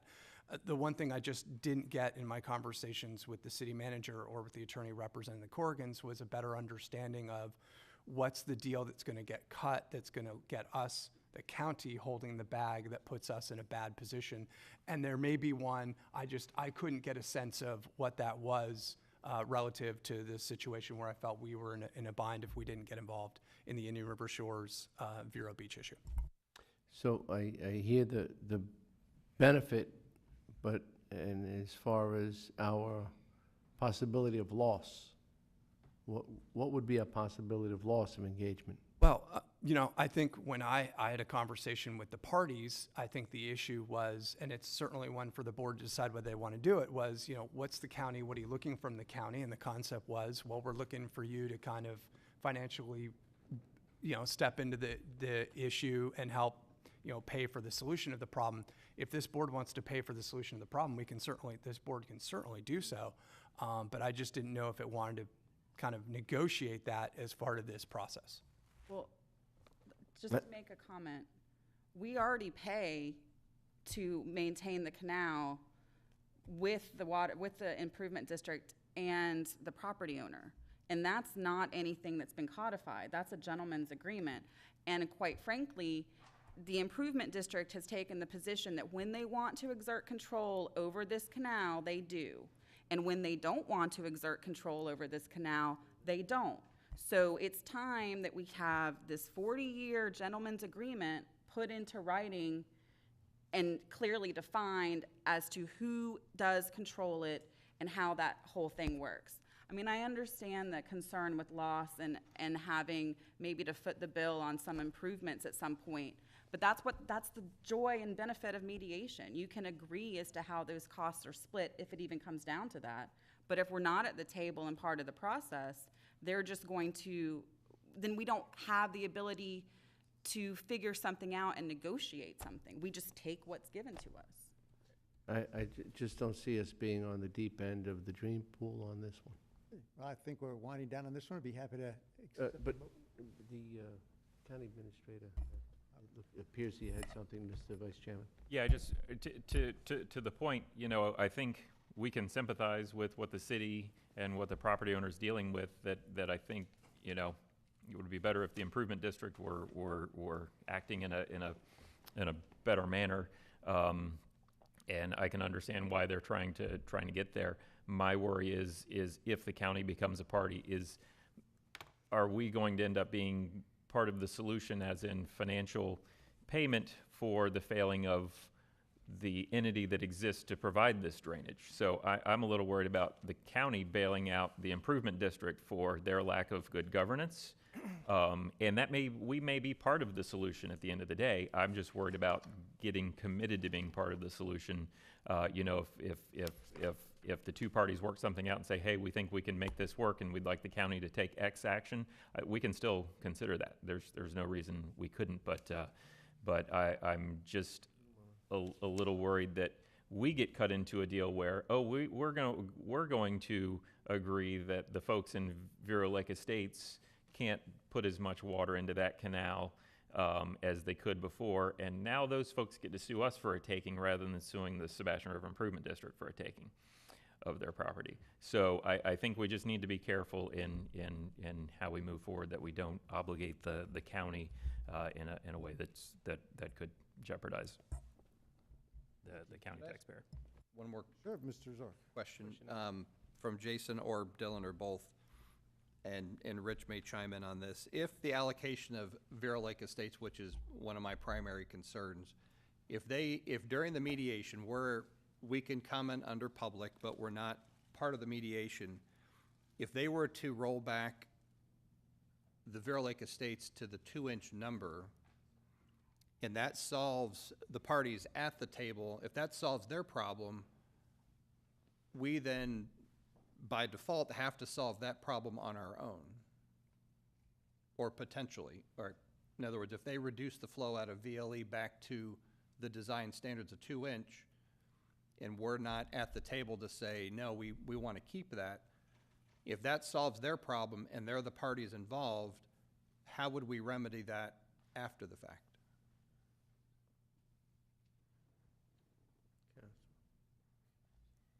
Yeah, Rich Berger, Public Works Director.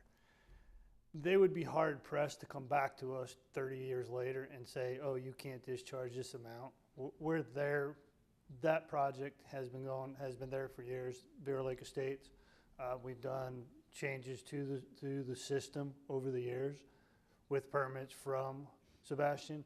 It's kind of like, oh, we've changed the law, so now the law, you have to go retrofit everything. That's not, they're not going to be able to do that. I think we'd have a good, I'll leave it up to Dylan.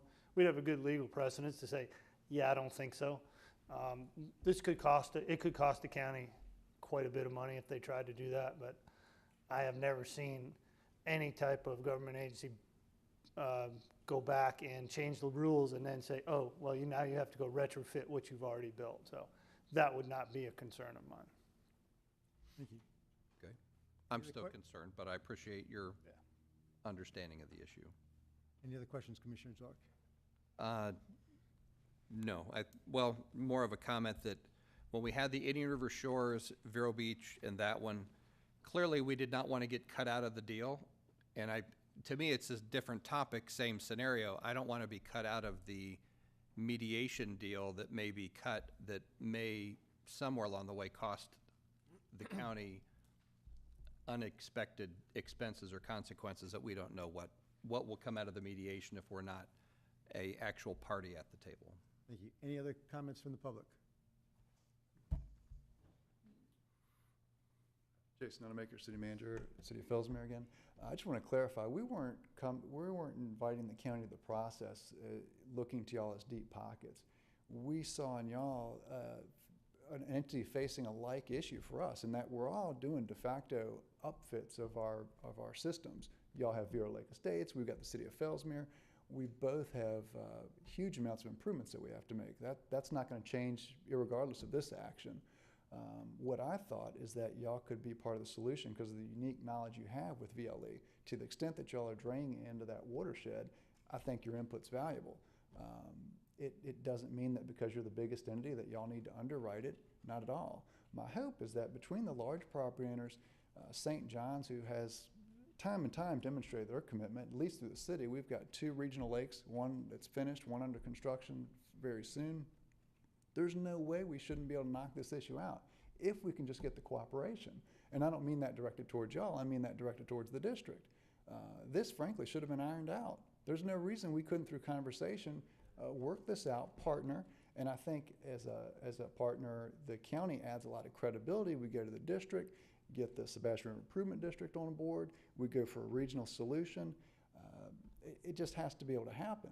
And so looking at whatever deficiencies are in VLE, I think would be of value to us. Even outside of what happens here, as Anson develops, as the Corrigans develop, we've talked in the past about helping address some of those issues. In fact, the Anson piece on the east side, when we were looking at doing some comp planning, they had set aside a large body for retention to address some of the VLE issues. So I just want to leave that with y'all. Thank you. Thank you. Anybody else from the public? If I could actually ask Jason a question, if I can.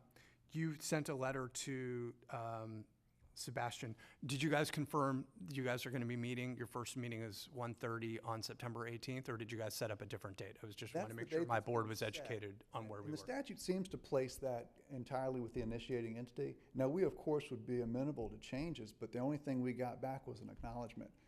Normally, it's a little bit more interactive, but yeah, we're holding the party. We're hoping everybody comes. Yeah, I just wanted to make sure we were aware of that was the date to be. Yes, sir, 18th at 1:30. Great, thank you. Thanks.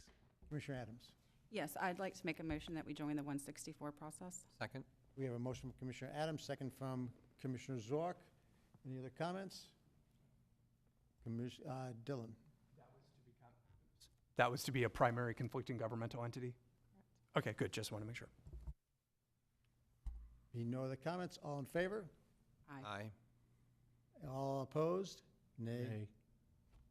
Motion fails as it was 2-2. We'll move on to Commissioner Adams' matters, Old Oslo Cemetery.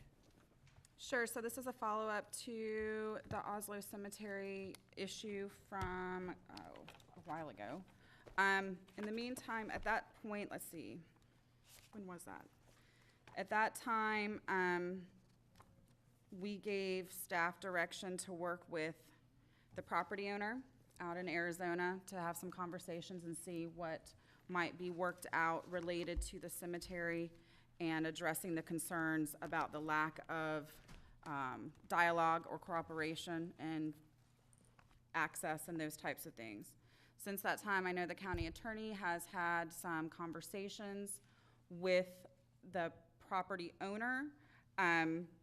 It's kind of come down to what do we want to do. I think the property owner has, Dylan, do you want to summarize what's been said? Thank you very much. So there's kind of been two steps to this. I've had several conversations with the attorney for the property owner who lives in Arizona. They seem willing to have some sort of deal where the property comes back to the county, in which I think they wanted the client's mother to be able to be buried there. At the same time, Commissioner Adams and I had a meeting with Rustambridge and the historical folks where they kind of stepped up to the plate and said, hey, we'd like to have some role in sort of maintaining or upkeep of the Oslo Cemetery property. What I heard from the last time the board met was we were interested in some sort of partnership with all the various entities to make sure that people could continue to be buried there, but not necessarily that the costs of maintaining the cemetery would be completely borne by the county. So what I was kind of looking for from direction today was, is the board interested in this idea of maybe continuing the negotiations, potentially me drafting documents that work with the current property owner and the Historical Society and others, in which there'd be a deal that the property would come back to the county but would be maintained by the Historical Society and others. Commissioner Adams, I hope that kind of summarizes where we are. Not entirely. Not entirely. So what we talked about was the Historical Society and other groups have experience with creating kind of a advisory board related to using the Winter Beach Cemetery as a template for creating some kind of management plan.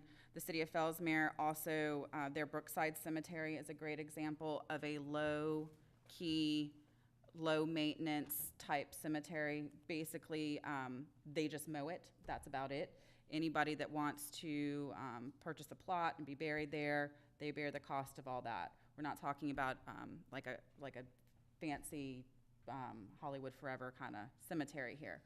We're talking about a historic cemetery. We also spoke with the regulating authority with the state.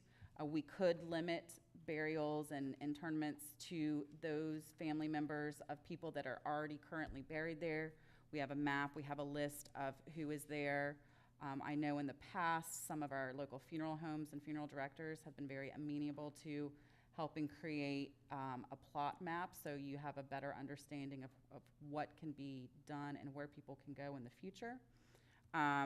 We do have community members that are concerned with the lack of ability to have family members buried next to current family members. In fact, as y'all recall, the last time this came forward, there was a lady that was looking to have her mother's ashes placed there next to her grandmother and other family members. She's still waiting patiently, but it's starting to become, that's just a story that you don't like to hear. That she was supposed to be able to bury her mother there and has not been able to. And except for this county's insertion in this issue, she would not have received a phone call back. So it's very disappointing. I think that the best thing that we could do is exert that reverter clause and take this back under our control and set up something similar to Winter Beach Cemetery. So that would be my desire, and I would hope that we would have consensus to give the city attorney, the county attorney, I'm sorry, direction to move forward with those discussions. If I may ask you a quick question, you use the phrase purchase a plot. So if someone purchased a plot, where would those funds go under your idea? We could have those just go back in to cover the cost of the minimal maintenance. So that they go to the county? Correct. Okay, if this was limited, very limited in scale and scope, I could probably see support based on two things. One, the historical value of it, and two, the idea that you're talking about families. I certainly want to open to anybody else. So for myself, just speaking for myself on this, given that there's so many little pieces I hadn't thought through, I'd be happy to hear a motion that would say, direct this staff to look at this and see if they can come up with a good path forward, which would allow us to take care of the property in a respectful fashion, work with the Historical Society to come up with a plan to work this out, keep it as limited as possible, and keep in mind the historical value, but particularly the impact on family members alive today who are dealing with their family. So. And I'd be happy to make that motion. Okay. I'll second it. We have a motion from Commissioner Adams, second from Commissioner Flesher. I'll ask Mr. Reingold if he understands that motion clearly enough. What I heard was give me direction to move forward with a manner in which we'll be taking care of the property and in a limited fashion, and be happy to move forward with whether that's a reverter or them deeding it to us or whatever process gets us there. Okay, and this will come back before the board for a final decision. Oh yeah, before we make a final decision, obviously any final documents will be brought back to the board for approval. Thank you. I'll ask if there's anybody from the public who'd like to speak on this matter. Name and address for the record, please. My name is Laurie Reed Cassidy, 2140 20th Avenue, native of Vero Beach, and Betty Foltz Pratt is my second cousin, who is also from a pioneer family here in Vero Beach. And I appreciate your willingness to move forward with this, but I'm asking if there's a possibility that her family could have a graveside service for her. She has her ashes. If we could expedite and possibility let that happen fairly soon. It's been over a year that Betty passed away. Her husband passed away in May. He was lost without her, and this was a big issue for this family. You know, they were promised this. Betty knew Jane Gregory. They had an agreement that she would be buried there. The family never dreamed this would be going on this long. So I'm asking if there's a possibility, if you could talk to Dr. Gregory and see if he would make an exception, allow this family to have their graveside burial, and eventually they want to have a headstone placed there for her too. But this goes back many generations. Betty's grandfather was buried there in 1921. This is a big pioneer family, and they've contributed a lot to this county, and were instrumental in saving McKee Jungle Gardens many years ago. And I could go on and on with stories about these great people, and I appreciate anything that you can do to. I know you have big things on your plate, and if you could just put this behind you and move this forward, work on the big stuff, and let us have closure to this family. Why don't we address this motion, and I'll see if there's anybody who wants to make a follow-up motion. So we have the motion from Commissioner Adams, seconded by Commissioner Flesher. All in favor? Aye. Any opposed? Passes 4-0. Commissioner O'Brien being absent. Anybody want to make a follow-up motion? Yes, I'd like to make a follow-up motion that we reach out to Dr. Gregory and try to reach a resolution regarding Jabe's mother. We got a motion from Commissioner Adams, second from Commissioner Flesher. Any comment on this motion? There being none, all in favor? Aye. Any opposed? Passes 4-0. Commissioner O'Brien being absent. Thank you very much. And to the board and to you, ma'am, I know they're watching today. I told them about this meeting. I told them we were going to be talking about it, but I will follow up with the message that the board is sending and you're sending to see if we can get that issue resolved as soon as possible.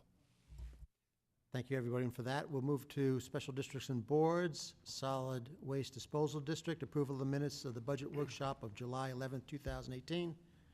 Move approval. Second. Motion from Commissioner Flesher, second by Commissioner Zork. Any comment or discussion? All in favor? Aye. Any opposed? Passes 4-0. Approval of minutes of meeting of July 17th, 2018. Move approval. Motion from Commissioner Flesher. Seconded from Commissioner Zork. Any discussion? All in favor? Aye. Passes 4-0. Approval of 2018 CPI adjustment request by Republic Services. Move approval. We have a motion from Commissioner Flesher. I'll second it. Any discussion? All in favor? Aye. Any opposed? Passes 4-0. Move to approval of 2018 CPI adjustment by Mr. Mulch. Motion to approve. Motion from Commissioner Zork, second by Commissioner Adams. Any discussion on the issue? All in favor? Aye. Any opposed?